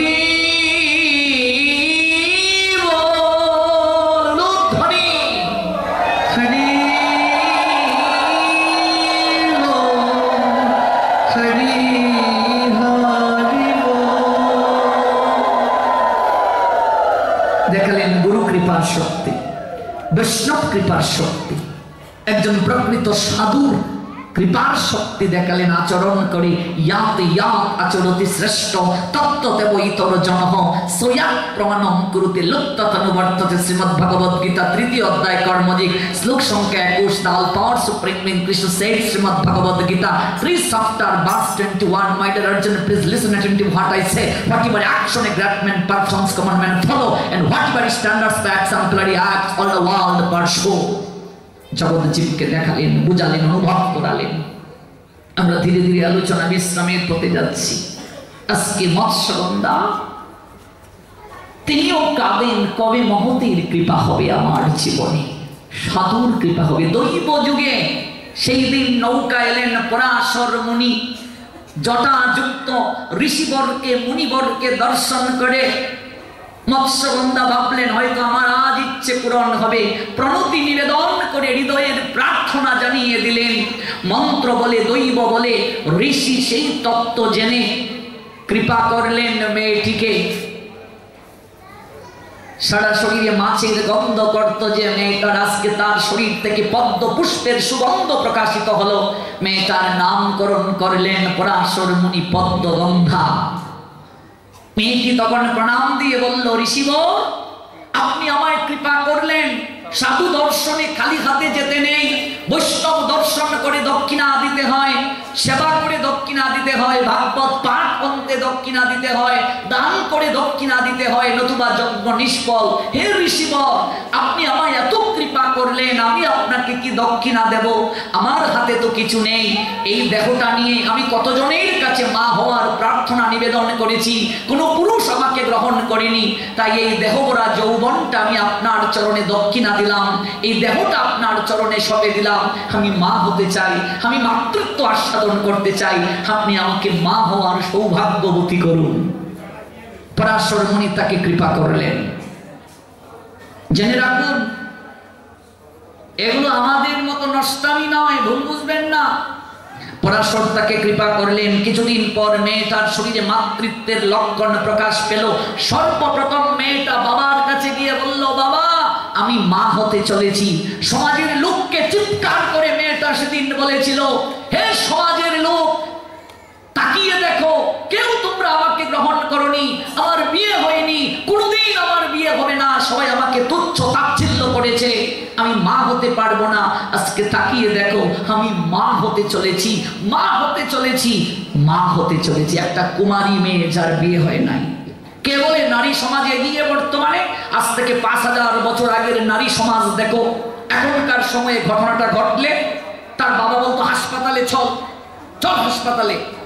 এখনকার সময়ে ঘটনাটা ঘটলে মেয়েটা হাসপাতালে যেত। আজকে ডাস্টবিনে থেকে শুরু করে, মলের ট্যাঙ্কিতে শুরু করে, রাস্তার আনাচে কানাচে অনাকাঙ্ক্ষিত সন্তান পাওয়া যায়। কয়েক মিনিটের অনিত্য আনন্দের জন্য নবজাতককে আমরা অনিত্যের পথে ঠেলে দেই। কিন্তু মহাভারতের সেই চরিত্র, সেই নারীটা সমাজের বিরুদ্ধ আচরণ করে জগৎ জীবকে সেদিন ডেকে বলেছিল, আমি মা হতে চলেছি, আমি সবাইকে জানিয়ে আমি মা হতে চলেছি। আমার কামনা অসত্য নয়, আমার প্রাপ্তি অসত্য নয়। সেই দিন থেকে মেয়েটার নাম হলো সত্যবতী। সত্যে যার নিষ্ঠা, সত্যের সঙ্গে যার অমল উচ্চারণ আলিঙ্গন, তার নাম সত্যবতী ছাড়া কি হতে পারে? ওই যথাসময়ে মেয়েটার ঘরে একটা পুত্রের জন্ম হলো, দ্বীপের মাঝে জন্ম হলো, নাম দৈপায়ন। গায়ের রংটা ছিল কালো, তাই তার নাম কৃষ্ণ। পরবর্তীতে বেদকে 4টি ভাগে বিভাজন করলেন, তার নাম হলো বেদব্যাস। ওই মায়ের কারণে তিনি জগতে পূজ্য হলেন, জগৎ গুরু হলেন। আর কুন্তিও দুর্বাসার কৃপায় কুমারী অবস্থায় সন্তান প্রাপ্ত হলেন কর্ণকে, কিন্তু তিনি সমাজের বিরুদ্ধে না গিয়ে মেয়েটাকে, সেই নাবালিকা মেয়েটা সন্তান প্রাপ্ত হয়ে সমাজের বিরুদ্ধে আচরণ করতে পারলেন না, মেয়েটাকে সমাজ ধিক্কার দেবে, তাই ওই মেয়েটা নবজাতক সন্তান কর্ণকে নদীর জলে ভাসিয়ে দিয়েছিল। মহাভারতে দুটো চরিত্র, এই দুটো চরিত্র হাজার হাজার বছর আগের চরিত্র, বর্তমানের সঙ্গে মিল আছে কি নাই? এই মায়ের কারণে কর্ণ ধিক্কার পেল সারাটা জীবন, পিতৃ পরিচয় প্রাপ্তির জন্য দাঁড়ে দাঁড়ে ঘুরে বেড়ালো যুদ্ধের আগের দিন পর্যন্ত। তার মাঝে সন্দিহান ছিল। গোবিন্দ যখন রাজনীতির কূট কৌশল করলেন, তুমি জানো তোমার মাকে, তোমার বাবাকে, তুমি যাকে সারা জীবন হত্যা করার জন্য সংকল্প করেছো, ওই অর্জুনই তোমার আপন ভাই হয়, তার মাই তোমার মা। তাকে মনোবল ভেঙে দেয়া হলো। সকল কিছু হারিয়ে ধিক্কার পেয়ে মৃত্যুর কুলে ঢলে পড়লো, চোখের সামনে সন্তান, কিন্তু মা স্বীকার করতে পারলেন না। এরকম মা জগতে আছে কি নেই? কুন্তিকে দিয়ে ভগবান দেখালেন মহাভারতে, দেখো একটা চরিত্র, আর সত্যবতীকে দিয়ে আরেকটা দেখালেন অভিনয়, দেখো একটা চরিত্র। মায়ের কারণে আজকে জগতে শ্রেষ্ঠ হলেন একটা সন্তানের প্রথম পরিচয় তার পিতৃ পরিচয়, মাতৃ পরিচয়। এটা অবশ্য প্রয়োজন সমাজ সংসারে, এটা ছাড়া সে টিকে থাকতে পারে না। কিন্তু একটা মা সমাজের প্রতিকূলের স্রোতে গা ভাসিয়ে একটা সন্তানকে কেমন করে জগতে প্রতিষ্ঠিত করতে পারে, সিঙ্গেল মাদার দেখালো জগৎ জীবকে। আজকে সেই কৃষ্ণদ্বৈপায়ন বেদব্যাসের কৃপায় আমরা ভাগবত পেলাম। ওই ভাগবতের দ্বিতীয় রজনীতে আমরা বেদব্যাসের চরণে প্রেমাঞ্জলি, ভক্তি অঞ্জলি নিবেদন করলাম। ঘড়ির কাঁটা আমাদেরকে বিদায় জানাচ্ছে। ব্যাসদেবের কৃপায় ভাগবত অমৃত রস আমরা আস্বাদন করব। আমার আরো 6 দিন আছে আপনাদের চরণ বন্দনার, আজ আর দীর্ঘায়িত করতে পারছি না, আজকে এখানে বিদায় টানতে হচ্ছে। আবার হবে তো দেখা, এই দেখাই শেষ দেখা নয় তো। নিতাই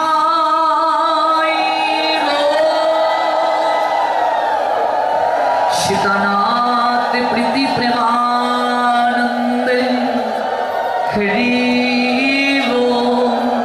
জয় জয় শ্রী রাধে, জয় গোবিন্দ।